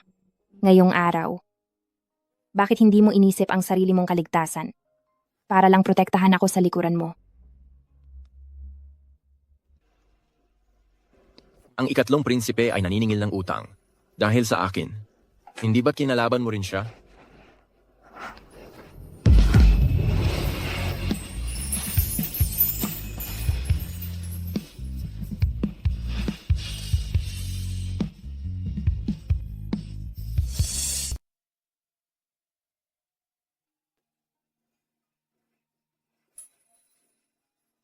Aking munting Sinta. Parang ganito. Nakaranas tayo ng kamatayan at buhay. Hindi mo pa rin sasabihin sa akin ang pangalan mo? Huwag kang kung ano-ano ang hinihipo. Hihipuin ko. Alam mo ba, hindi ikaw ang una kong munting Sinta. Sino siya? Siya. Siya ay isang pasaway na pusa na may kulay kalawang. Maliit pa. Mahirap pa amuin. Kaya pinangalanan ko siyang munting Sinta. Tapos? Tapos, lumaki siya. Tumakas. At hindi na bumalik pa kailanman. Kung hindi mo sasabihin sa akin ang pangalan mo, tatakas ka rin ba? Ang dami mong sinabi. Para lang kunin ang pangalan ko, hindi ba? Hindi mo pa rin sasabihin. Isang pangalan lang. Shen. Maaari mo akong tawaging Asian. Aling Shen, isulat mo sa akin. Tumayo ka muna. Ayaw ko. Tatayo ako kapag tapos mo ng isulat.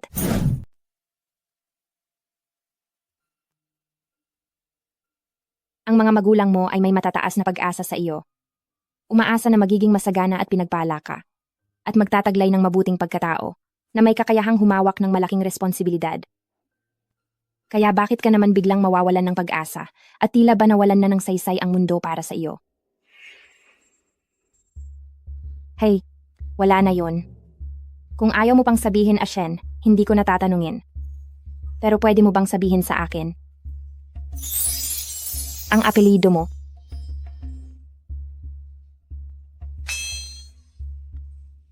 Tiang-tiang. Hintay lang muna. Hindi pa ako handa ngayon. Ayos lang. Saka kahit ikaw pa si Xiao Guai o Asian, ang mahalaga sa akin ay ikaw. Dahil sa nangyari sa akin noon, naidawit kita at napahamak. Pero magiging maayos na ako simula ngayon. At siguradong poprotektahan kita, hinding-hindi na kita hahayaang masaktan muli.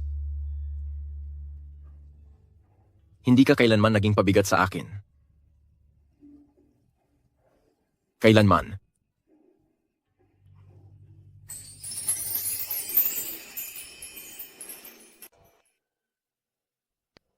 Nagpanggap akong matagumpay na nagpractice ng maraming taon. Pero ngayon ay hindi ko na mapigilan ang sarili ko.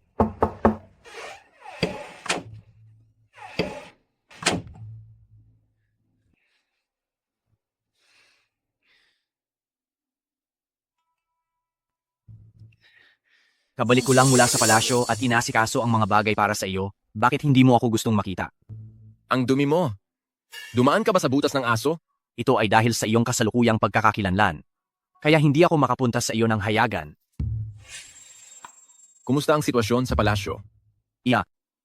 Ang pangatlong prinsipe, binigyan ng 25 latigo. Ang pamilya Jiang at ang pangatlong prinsipe, bawat isa ay pinagmulta ng 10,000 ginto. At ipapadala ito sa Wu Mansion bukas. Sinaktan mo siya. Paano magiging sapat ang 25 latigo? Kahit papaano, siya ay isang prinsipe. Hindi pa ba sapat ang 25 latigo? Oh, nga pala. Ano ang plano mo ngayon? Habang papunta ako rito, nakita ko ang maliit na babae, tinawag ang ilang tagapamahala para sa isang pagpupulong. Pagpupulong? Base sa aking karanasan, sa pagkakataong ito, tiyak na may gagawin siyang malaki. 3 taon na ang nakalipas nang una siyang magdaos ng ganitong pagpupulong. Siya ay naging pinakamayaman sa Uyang City. Pagkatapos, sa bawat pagpupulong na idinaos niya, may mga negosyanteng nalulugi at ang kanilang mga ari-arian ay inangkin niya at naging ari-arian ng pamilya Wu. Ang kawalan na natamo niya ngayon ay hindi mapapawi ng ilang bayad lang. Gusto niyang tuluyang malugi ang pangatlong kapatid. An kaya? Ang pagpupulong na ito na idinaos niya ay hindi pangkaraniwan. Ang 3 lihim na sulat na ito, ipadala sa pamilya Wang, pamilya Jin, at sa kamay ng aking ina. Bukod pa rito, ipaayos mo na magkita kami ni ama at ina sa lalong madaling panahon. Ngayon, hindi na ako tututol na makipaglaban sa pangatlong kapatid para sa kapangyarihan ng trono.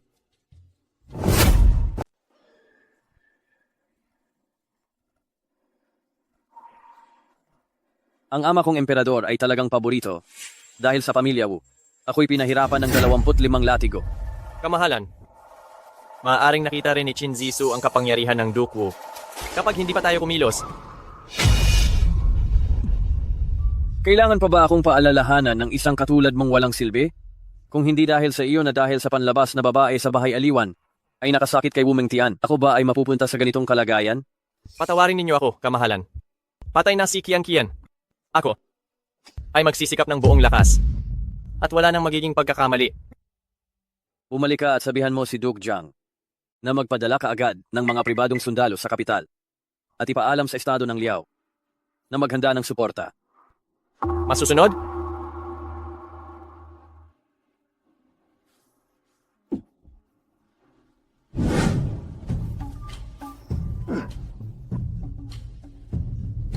Binibini, hindi ba? Lubusan na nating inaway ang pangatlong prinsipe at ang pamilya Jiang. Kung inaway, hayaan mo na. Dahil sa ngayon, hindi ako pwedeng magpalugi. At sa hinaharap, ay hindi rin ako magpapalugi. Binibini, ang imbitasyon mula sa pamilya Qin.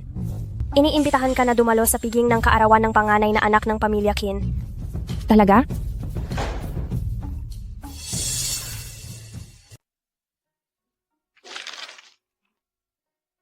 Mabuti. Sa totoo lang, nitong nakaraang ilang araw, nasamsam ko ang ilang ari-arian ng Third Prince at gagamitin ko itong pagkakataon bilang tanda ng aking katapatan para ihandog sa Crown Prince. Hindi siguro magugustuhan ng Crown Prince ang ari-arian ng Third Prince. Kung ikaw ang magugustuhan ng Crown Prince, gagawin kanyang Crown Princess. Hindi maaari. Ayoko talagang maging Crown Princess. Ako, sinagasaan ko lang ang kayabangan ng Third Prince. Kaya gagamitin ko ito para ipakita ang aking katapatan sa Crown Prince. Sa buong mundo, ikaw lang ang nag-aatubiling tanggapin ang posisyon ng Crown Princess. Ang Emperor ay talagang isang matalinong pinuno. Dahil mayroon tayong ganyang pinuno, kahit papaano, ang pamilya Wu, sa ngayon, ay namumuhay ng mapayapa at walang alalahanin. Kung magiging matalinong pinuno rin ang Crown Prince, makakaya naming mapanatili ang dangal ng Wu Manor. Kahit papaano, sa kasalukuyan. Tapos, protektahan ako ng aking ama sa loob ng 25 taon, protektahan ako ng aking kuya sa loob ng 25 taon, at protektahan naman ako ng pamangkin ko sa loob pa ng 25 taon. Naparito ako sa mundong ito para lang mag-enjoy.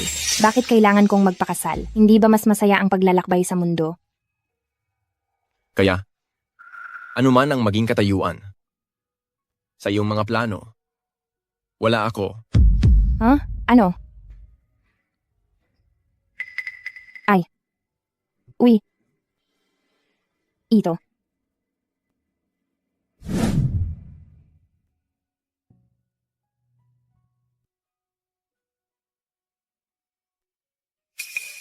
Siya ay ganyan. Gaano nakatagal? Ang Ginoo ay hindi masyadong kumain itong mga nakaraang araw. Tila mula noong huli siyang makipag-away sa iyo, Binibini, ay nanatili siyang malungkot at hindi na masigla. Sensitibo ang damdamin ni Shen Lang. Baka narinig niya akong maglakbay sa mundo at natatakot siyang iiwan ko siya.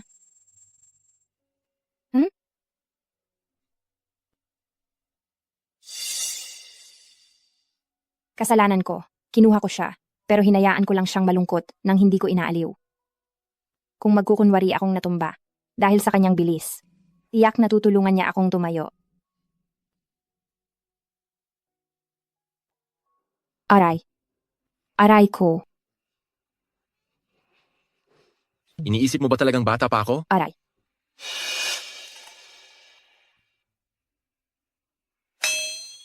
Aray ko, mahal ko. Bilisan mo at iligtas ako. Aray, masakit talaga.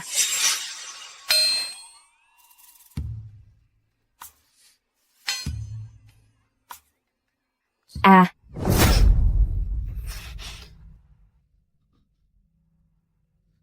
Ah. Anong posisyon ito? Nakakahiya, hehe. Shen, akala ko nadapa na ako. Hindi ka man lang naawa sa akin. Bakit ka ba ganyan, malungkot? Anong iniisip mo? Iniisip ko kung totoo ba ang sinasabi mo o hindi. Gusto kita. Habang buhay, gusto kita. Pananagutan kita. Pwede mo akong paulit-ulit na tanungin para kumpirmahin. Shen.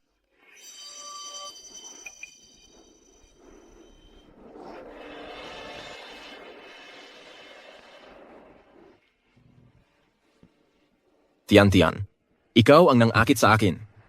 Kaya huwag ka nang umasang makakatakas ka sa buhay na ito. Shen, dahil ba ito sa... Sinabi kong maglalakbay ako sa buong mundo, nag-aalala ka, naiiwan kita. Kaya hindi ka masaya. Oh? Ganoon ka direkta? Kaya? Paano mo ako babayaran? Basta hindi sobra. Gagawin ko.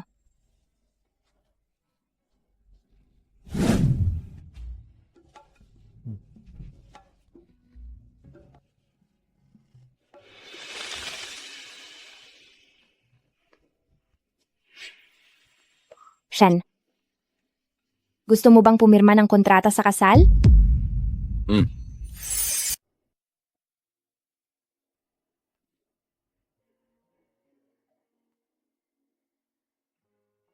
Hindi maaari. Hindi ko pipirmahan ang kasunduang ito. Tian, pinaglalaruan mo lang ba ako?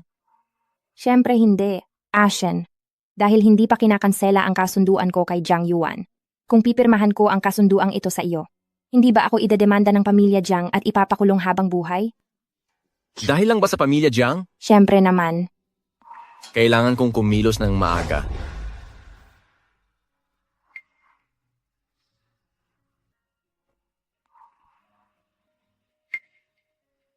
Samahan mo ako sa handaan ng kaarawan ng pamilya Qin bukas, hindi ba? Hindi ba sinabi mo noon, paano kung magkagusto sa akin ang prinsipe?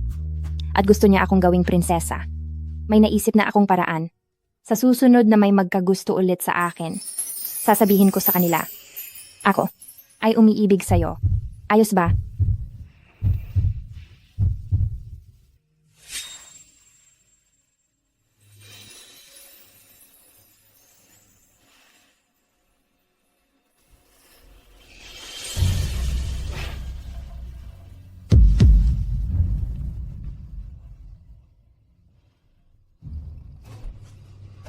Kamahalan, ang lahat ng mga negosyo namin sa silangan at hilaga ng lungsod ay kinuha ni Wu Mengtian. Ang mga negosyo naman sa kanluran at timog ng lungsod ay lumipat na sa pamilya Wu.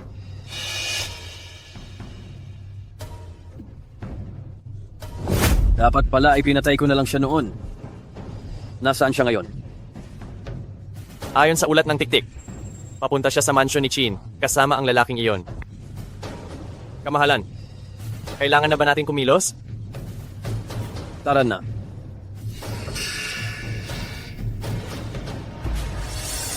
Hindi ba tama? Oo nga. Binibini, dumating na ang lehitimong anak ng pamilya Wu, kasama ang kanyang kabit. Sino ang kasama niya? Kasama ni Binibining Wu ang kanyang kabit. At ang prinsipe ay kasama niya sa buong oras. Hindi ko inakala na ganoon na lamang ang paggalang ni Kuya kay Wu Mengtian. Magandang araw, Binibining Qin. Kailangan kong makahanap ng paraan para makaalis at makita si amang emperador at inang emperatris. Iyan pala ang kabit ni Wu Mang Tian? Mukhang maganda nga ang kanyang tindig. Pero bakit ganoon? Parang pamilyar siya. Medyo kahawig niya. Patay. Pinsan. Hindi ko pwedeng ipaalam ang aking pagkatao ngayon. Wala na akong oras para tumakas.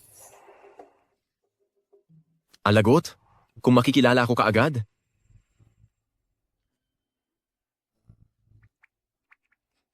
Hinaharangan mo ang kabit ni Ate Wu. Bisita natin ang tao. Kung tatawagin mo siyang kabit, masyado kang walang modo. Sumama ka sa akin sandali. Halika, may sasabihin ako sa iyo. Kuya, wag mo akong hilahin. Tara na. Magandang araw, Ate Wu. Magandang araw, Ate Wu. So, Ikaw pala si Binibining Wu. talaga, Ate Wu? Dati pa, ang daming tao. Ngayon lang talaga namin nakita.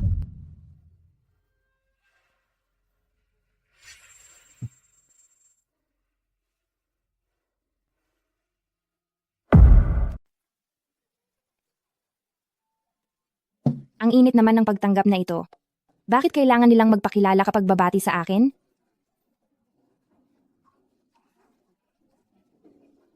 Ginang, Bakit Dongshi? nawawala ang binata. Ano? Napakarami ninyong kasama ko. Pero wala kayong nabantayan ni isa? Kami po ay nagpabaya. Kami po ay nagpabaya. Pakiusap, parusahan niyo kami, Ginang. Bakit pa kayo nakaluhod? Nawawala na ang tao, magmadali kayong hanapin. Masusunod. Kapag may nangyaring masama sa aking mahal, kayo ang sisisihin ko. Dali. Lakad na, lakad na, lakad na.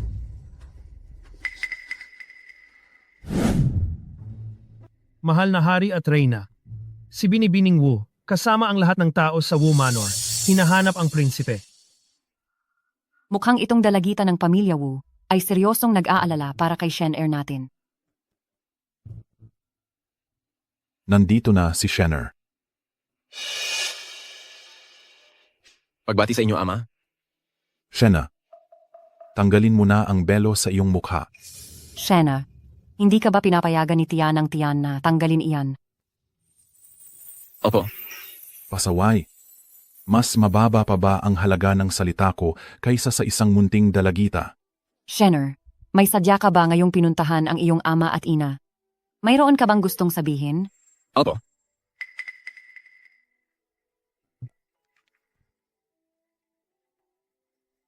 Ang sulat na ibinigay mo sa akin.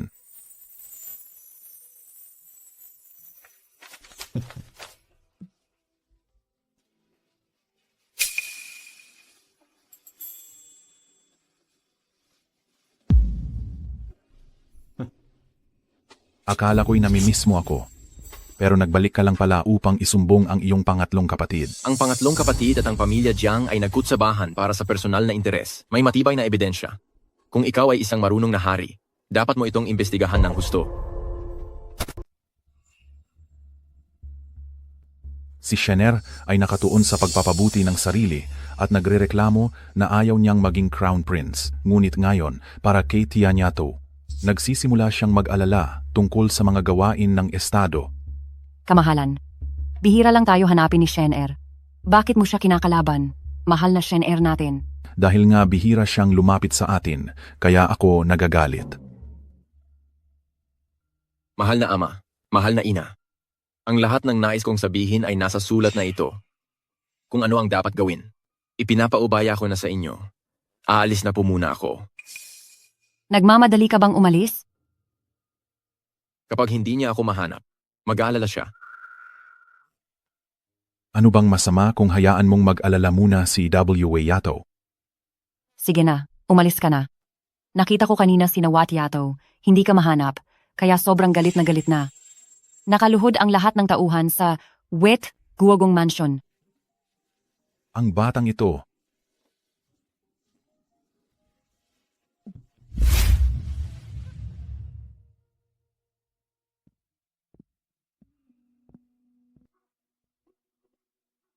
Binibini. Nagsagawa na ng paghahanap ang inyong tauhan, ngunit wala pa ring bakas ng prinsipe. Hindi kaya ang kumuha sa prinsipe ay may malaking kapangyarihan. Kaya kahit may nakakita ay hindi naglakas loob na sabihin sa'yo? Saliksikin. Isara ang paligid ng Qin Mansion. Walang papayagang umalis. Tingnan kung sino-sino ang mga bisita ngayon. Opo. Binibini, dumating na ang third prince.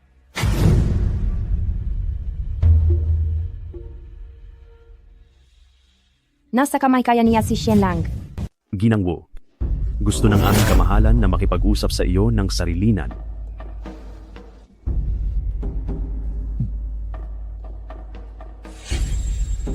Wu Mengtian, ang lakas ng loob mo, pati ang negosyo ko sa lungsod, ay nangahas kang pakialaman. Ang ikatlong kamahalan mismo ang nagkulang sa kakayahan na wala ang negosyo. Anong kinalaman ko doon? Wu Mengtian, bibigyan pa kita ng isang pagkakataon. Alang-alang sa ating nakaraang pinagsamahan, basta ibigay mo ang babaeng nakatira sa labas. At tahimik ang magpakasal sa pamilya Jiang. Hindi ko na ito aaksayahin ng panahon. Ang pribado kong buhay. Huwag na sanang alalahanin ng ikatlong prinsipe. Pero gusto ko sanang tanungin ang ikatlong prinsipe. Ang tao ko. Ikaw ba ang kumuha? Anong sinasabi mo? Kamahalan, nawawala ang babaeng dinala ni Ginang Wu kaya naghahanap siya. Mabuti naman at nawala. Mas mabuti kung mahanap mo siya agad. Kung mahulog siya sa kamay ng prinsipe na ito, tiyak na patay siya.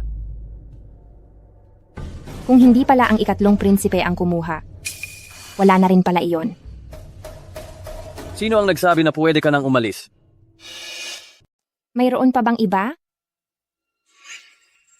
Kapatid na Wu, kung hindi ka nasisiyahan sa posisyon ng prinsesa ng pamilya Jiang Yuan, maaari kitang bigyan ng posisyon ng pangalawang asawa.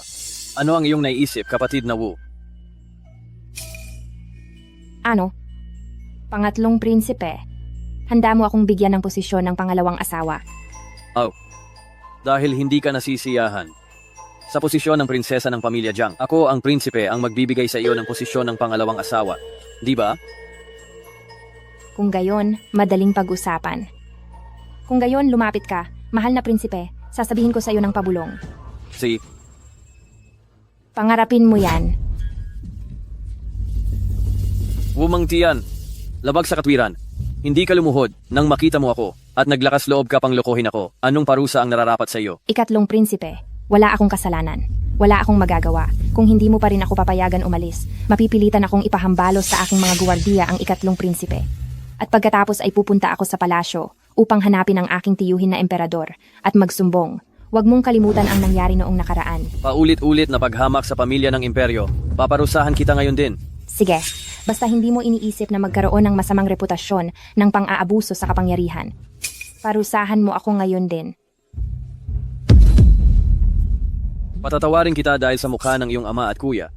Maaari kitang iligtas sa kamatayan. Ngunit, kahit na mapatawad ka sa parusang kamatayan, hindi ka makakatakas sa buhay na parusa.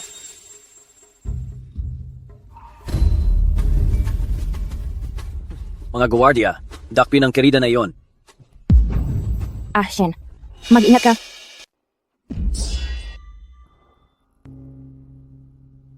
Kinziso, ikaw na naman. Itong karayom. Mukhang hindi ito mula sa Shao Kingdom.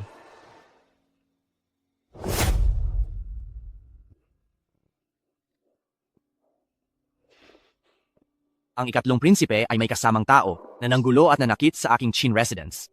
Baka naman, medyo labag ito sa alituntunin. Isa lang namang mababang uri ng babaeng kabit. Anong problema kung patayin ko siya? Pangatlo, napakayabang mo.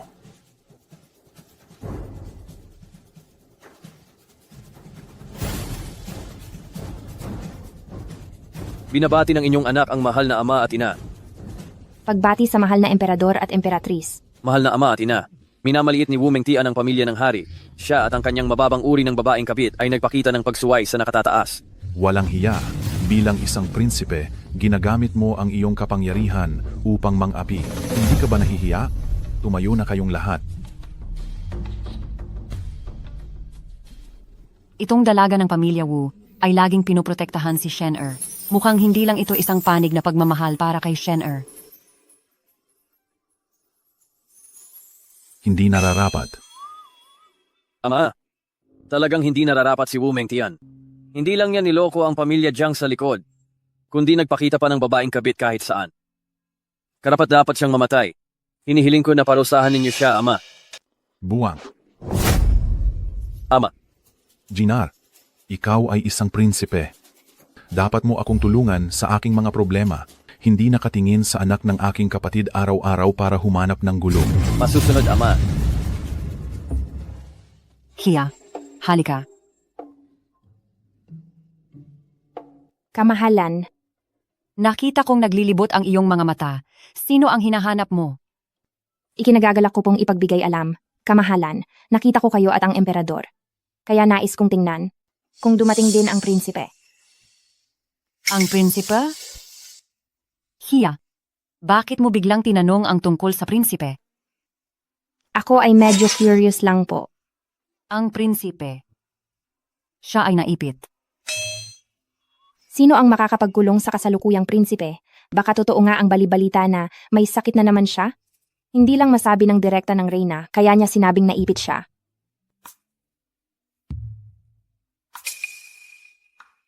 Napakakaiba. May sakit ang prinsipe at hindi makakapunta. Pero bakit may gana pa rin ang kamahalan na panoorin ang aking kahihiyan? Kaya ba? Hindi kaya mahilig din sa chismis sina mahal na reyna at ang emperador? Tiang, samahan mo akong magkuwentuhan. At ikukuwento ko sa iyo ang mga nakakatuwang bagay tungkol sa prinsipe noong bata pa siya. Ano ang balak ninyo, mahal na ina? Wala po akong balak na makialam sa pribadong buhay ng prinsipe. Nagliyab lang po talaga ang aking pag-uusisa. Tiang, bakit ka natataranta? Palapit na ang araw ng kasal mo. Nais kong ihanda ang iyong kasal, kaya gusto kong makipag-usap sa iyo. Ang kasal niya at sino ang inihahanda ninyo? Mahal na ina? Wu Mengtian, napilitan kang magpakasal. Sa inyo po, kamahalan, at sa inyo, mahal na reyna, hindi ko po nais pakasalan ang anak ng Duke Jiang. Kaya bang, haharap ka sa ama at lalabagin mo pa rin ang utos? Pinayagan ba kitang magsalita? Ama, si Wu Mengtian ay lumalabag sa tuntunin. May tagong kabit at sumusuway sa utos. Bakit hindi ninyo siya pinaparusahan, Ama? Sa inyong pagiging labis na mapagbigay sa pamilya Wu, ang pagpabor ninyo sa iisa, malamang ay magpapalamig sa puso ng iba pang mga opisyal ng hukuman. Mukhang interesado ka naman sa mga gawain ng korte. Ama, hindi po kathang isip ang sinasabi ko. Ang anak na babae ng pamilya Wu ang gumawa ng malaking ingay tungkol dito. Kaya maraming ang memorial ang ipinasa. Dapat siyang parusahan, Shunhai. Sa pagpapatupad ng mandato ng langit, ito ang edict ng emperador. Si Duke Wu ay hindi mahigpit sa pagdidisiplina sa kanyang anak, kaya babawasin ang kanyang sweldo sa loob ng 5 taon. Ito ang hatol? Hindi maaari. Shen. Batang babae, pinaparusahan ko ang pamilya Wu. Sumasang-ayon ka ba rito? Ang kamahalan ay matalino, lubos po akong sumusunod sa inyong desisyon. Mabuhay ang kamahalan, mabuhay ng walang hanggan.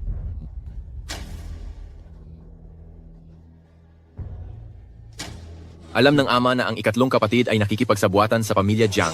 Bakit pinarusahan ninyo ang pamilya Wu nang walang pagsasaalang-alang sa tama at mali? Nawawala na talaga siya sa sarili. Siya ba ang babaeng tinatawag mong kabit? Kamahalan. Siya, ang pinili kong ama para sa magiging anak namin. Ang prinsipe Jiang na iyon ay walang karapatan. Hindi siya karapat-dapat maging ama ng aking anak. Siya ang personal kong pinili. Ang tunay na ama ng magiging anak ko. Tungkol naman sa pagpapawalang bisa ng kasal, wala siyang kasalanan. Kaya't nakikiusap ako sa iyong kamahalan, huwag mo siyang parusahan. Kay higpit mong protektahan. Hindi naman ako iyong taong hindi marunong magsuri sa tama at mali. Yonghai. Masusunod, kamahalan. Sa ngalan ng kalangitan at atas ng tadhana, ipinag-uutos ng emperador. Ang Duke Wu ay tapat at mapagmahal sa bayan. Nagsilbi siya sa labanan sa loob ng maraming taon. Siya ay haligi ng ating bansa. Kaya't binibigyan siya ng 1,000 ektarya ng matabang lupa, isang villa na may hot spring, at 1,000 baryang ginto. Sa utos na kay emperador. Mabuhay ang emperador. Mabuhay, mabuhay. Mas marami pa ang gantimpala kaysa sa parusa. Mukhang malaki ang galit ng emperador sa ikatlong prinsipe ng pamilya Jiang, kaya ginamit niya ito bilang pagkakataon para magbigay babala. Ang inyong lingkod ay tatanggap ng utos para sa aking ama. Ama, wag. Hati na ang parusa at gantimpala, Jin-er. Ano pa ang masasabi mo? Hindi po ako maglalakas loob. Ipinagtatanggol ko lang po ang aking pinsan. Si Wu Mengtian ay hindi marunong sumunod sa kagandahang asal ng babae. Kung ang lahat ng babae sa mundo ay magiging katulad niya, hindi ba't ito ay labis na kahangalan? Hindi ba natatakot ang aking ama sa pagtutol ng mga iskolar at manunulat? Huwag kang magpakabastos. Ikaw, bilang isang prinsipe, ang mga gawain ng korte ay ginawa mong napakapangit at tanging mga usapin lamang tungkol sa babae ang iyong pinagtutuunan. Bumalik ka at magnilay-nilay ng maayos para sa akin. Bukod pa rito, ang usapin tungkol sa Royal Guard, hindi mo na kailangan pang pakialaman. Lubusan itong ipinapasa kay Zisu. Salamat kamahalan. Pinaikli ng ama ang aking kapangyarihan sa korte at determinadong protektahan ang pamilya Wu. Babawi na po ako ngayon. Teka muna. Mula ngayon, kung muli kang gumawa ng anumang bagay na labag sa patakaran, huhubaran kita ng balat. Alam ko na po, ama.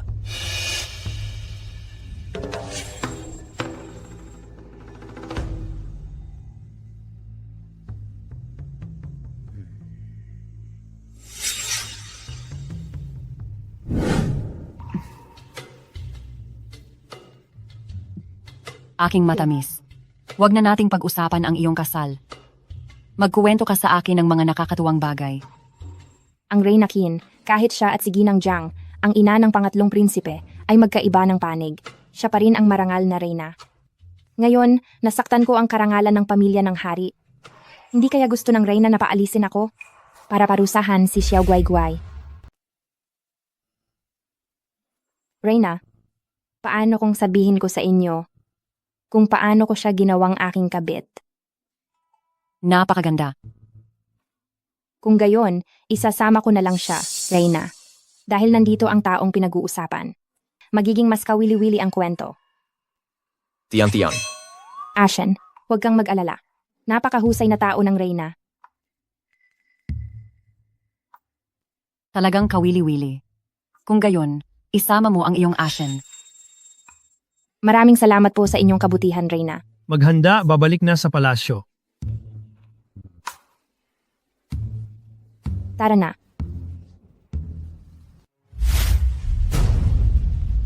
Ang taksil na iyon ay talaga palang sasama sa prinsipe. Kamahalan. Pinalibutan na ni Batang Ginoong Jiang ang mansyon ng Qin. Naghihintay na lang kami ng utos ninyo. Magpadala ng mga sundalo para sumalakay. Sabihin na lang na may pumasok na mga magnanakaw. Masusunod. Ama, ang tronong ito, dapat ay akin lamang.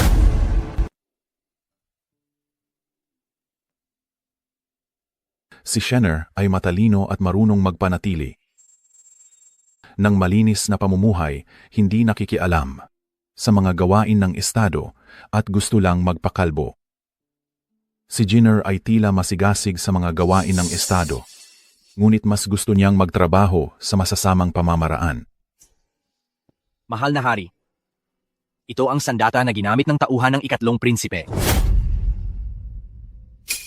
Bagay mula sa Liao? Opo. Ang karayom na ito ay may matinding lason na agad na nakamamatay kapag nakita ang dugo. Ang ikatlong prinsipe mismo ang gustong gamitin ang nakamamatay na bagay na ito para patayin ang koronang prinsipe. Kung hindi po ako nakarating sa tamang oras. Baka. Kawalang hiyaan, kawalang hiyaan. Isang marangal na prinsipe, nakipagsabuatan pa sa kaaway at nagtataksil sa bansa at gumagamit pa ng ganoong nakalalasong bagay para pumatay. Zisu, iniuutos ko sa iyo na dakpin mo agad ang ikatlong prinsipe. Masusunod po. Emperador, huwag po kayong magalit.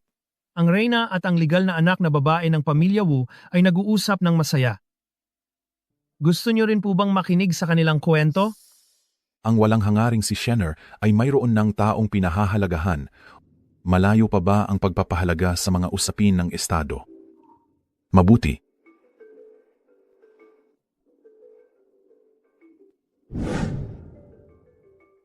Tia Reyna, sabi nila tayong mga babae ay dapat tiisin ang maraming asawa at kerida ng mga lalaki. Noong una ko itong narinig, bakit naman hindi ito makatarungan? Kung si Jiang Yuan ay pwedeng magkaroon ng kerida sa labas, ako rin ay pwedeng magkaroon. Tapos, bakit siya ang itinali mo? Bakit hindi ang iba? Kung nakakita ka ng iba, silang lahat ba ay itatali mo rin? Opo. Bakit ako, sweetie? Dahil guwapo si Ashen, syempre. Nang una ko siyang makita, pakiramdam ko, para siyang immortal na bumaba sa lupa. Noong panahong iyon, nagpupumilit siyang maging monghe. At wala pa siyang asawa o mga kerida. Isang taong ganito kadalisay at malinis, naisip ko, hindi ba ito ang pinakamagandang kandidato para sa aking tagong kasintahan na ibinigay sa akin ng Diyos? Tianya to. Gaano ba siya kagwapo talaga? Maaari ba akong makita siya? Patawarin niyo ako, kamahalan. Dahil masyadong malaki ang kapangyarihan ng Jiang family, hindi maaaring ipakita ang mukha ng aking sinta. Natatakot ako na sa oras na iyon, hindi ko siya maprotektahan.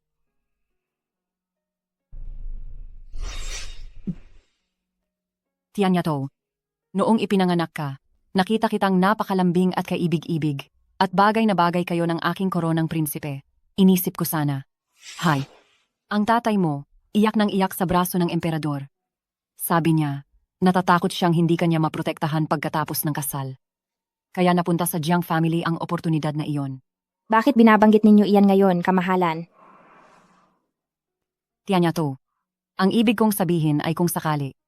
Kung sakaling makipaghiwalay ka sa Jiang family at ipakasal kita sa koronang prinsipe, payag ka ba? Kamahalan. Ayaw kong mapangasawa ang koronang prinsipe. Ako, ang inyong lingkod. Gusto ko lang makasama si Ashen. Pero ang babaeng ito ay hindi kilala ang pinagmulan. Nenetian, hindi kaya darating ang araw, itong binata kahit anuman ang kanyang katayuan, ay siya pa rin ang gusto mo. Hanggat ang binata ay hindi ako niloloko, dinadaya o nililinlang. At tapat sa akin. Ako, ang inyong lingkod, ay hindi mag-iisip na siya lang.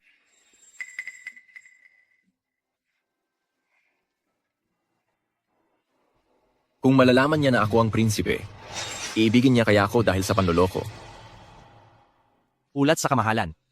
Ang ikatlong prinsipe, kasama si Jiang Yuan, ay may dalang 100,000 pribadong sundalo at napalibutan na ang Qin Mansion. Malapit na silang pumasok, kaya't pakiusap, umalis na po kayo, kamahalan. Ano ang sinasabi mo? Ang ikatlong prinsipe na ito ay talagang wala ng pag-asa. Emperatrice, dali, dalhin mo ang emperador at umalis na kayo rito. Mayroon akong mga guwardiya, ipa-escort nyo sila at ihatid kayo. Wala sa inyo ang makakaalis ngayon. Hayop ka. Ano ba talaga ang gusto mong gawin? Ang gusto kong gawin, siyempre gusto kong maging emperador. Xiao Kangye, nababaliw ka na. Pumatay ng hari at ama, isa itong matinding pagkakanulo. Kayong dalawa ang taksil. Alam ng lahat, ang pamilya Qin ay malapit sa prinsipe kung papatayin ko kayo sa panahong ito. Maaari kong isisi iyon sa prinsipe. Pagdating ng oras na iyon, maaari ko nang sa tamang paraan, ipaghiganti ang aking ama at manahin ang trono. Kaya kayo ang mga traitor. Walang hiya. Hindi ka karapat-dapat sa tronong ito. Isang kerida, mayroon palang ganyang katapangan. Sino ka ba talaga? Hindi mo kailangang malaman kung sino ako. Ashen, mag-ingat ka.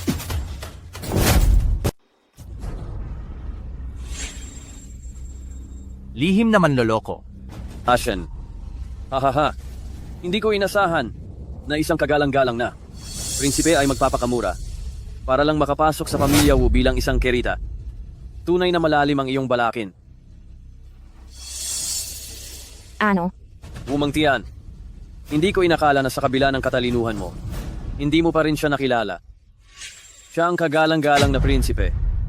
Talaga akong naniwala na ang mahal na prinsipe ay nakatuon sa pagsasanay, walang pagnanasa. Ngunit lumabas na peke ang pagsasanay. At totoo ang pagkakaroon ng kerida. Para lang mapanatili ang kaniyang posisyon bilang prinsipe. Maliit ang tingin ko sa iyo noon. Posible bang totoo ang sinabi niya? Na ang lahat nang ito ay binalak mo? Hindi. Sweaty, hindi ganoon ang iniisip mo. Ashen, Sweetie, Hindi kita kailanman dinaya. Huwag mo nang ituloy. Ang utang natin. Sa huli na natin babayaran. Huwag kang magpapaano. Ay, kay lungkot namang magsing-irog. Ihahatid ko kayo ngayon sa inyong kamatayan. Mga tao, Inaantay mo ba siya?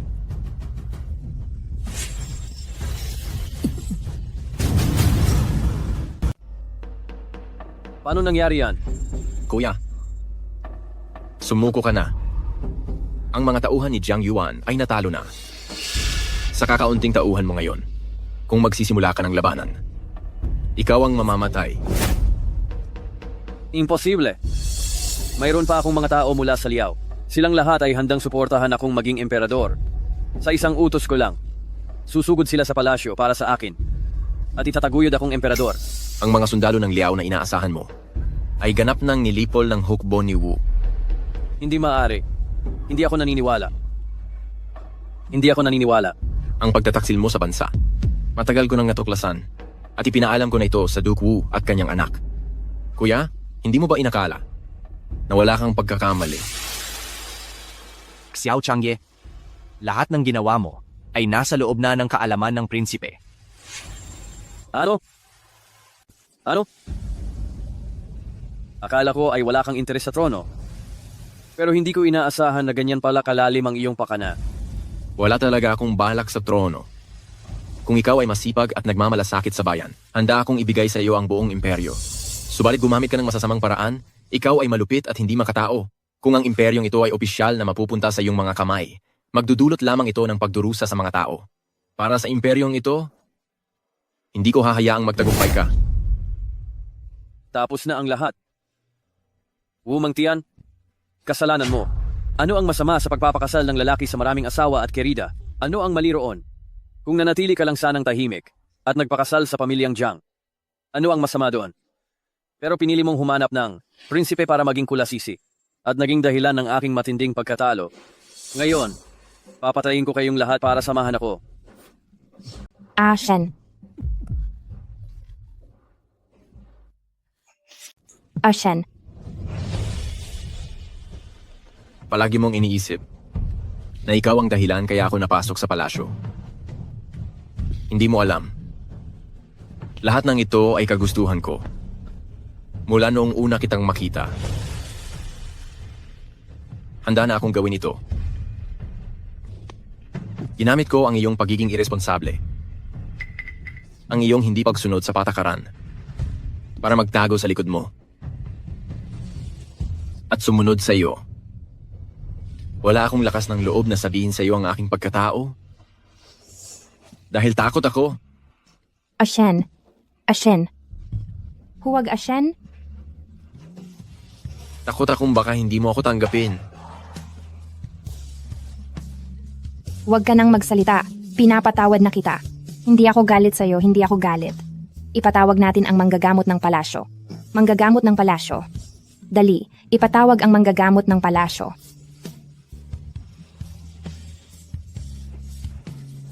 Patawarin mo ako.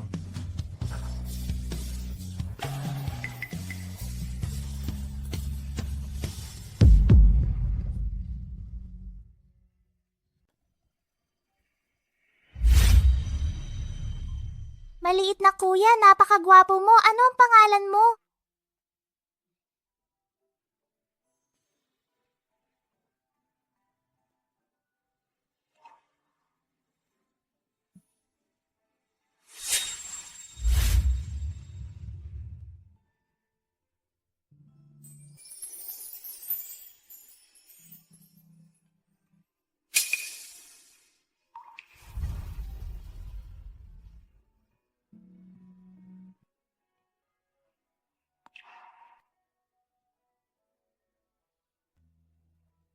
Naalala ko na. Naalala ko na. Naalala ko na. Naalala ko na, Ashen.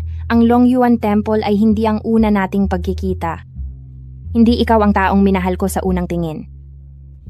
Ikaw ang taong hinangaan ko simula pa noong bata pa ako. Ashen. Ashen, Ashen. Doktor.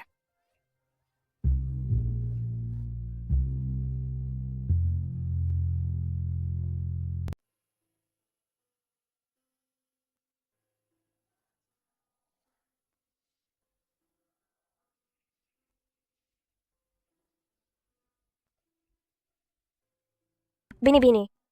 Ito ang bagong gamot na ipinagawa ng emperador kay Dr. Chen. Ito ay makakabuti sa sugat ng koronang prinsipe.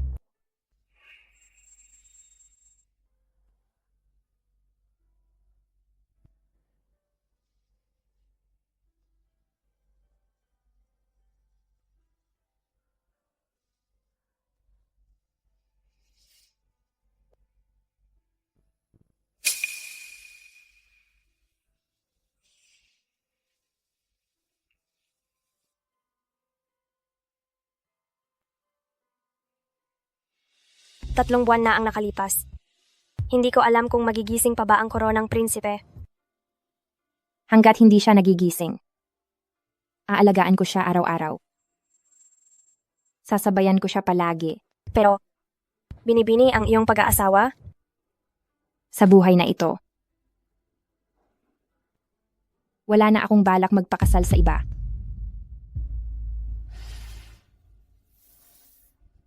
Umalis ka na.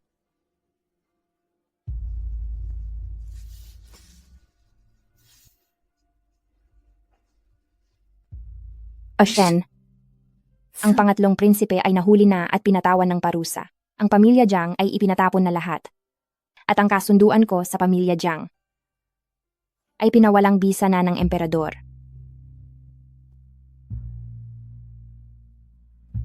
Shen, hindi ba matagal mo nang gusto ng kasulatan ng kasal? Basta't gumising ka. Ibibigay ko ito sa iyo. Mamuhay tayong magkasama habang buhay. Ayos ba?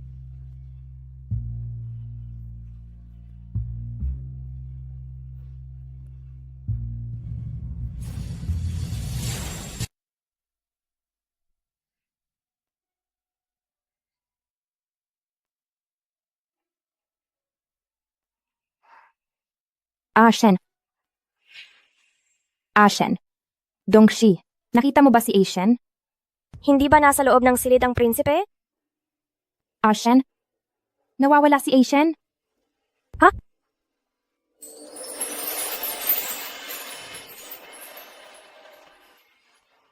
Shen.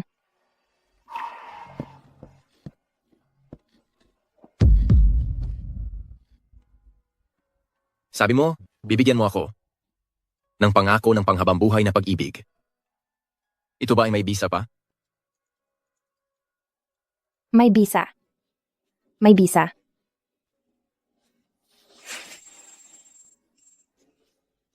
Saan tayo pupunta? Papasok sa palasyo. Para humiling ng utos na kasalan tayo. Tiyan-tiyan. Sa buhay kong ito. Ikaw lang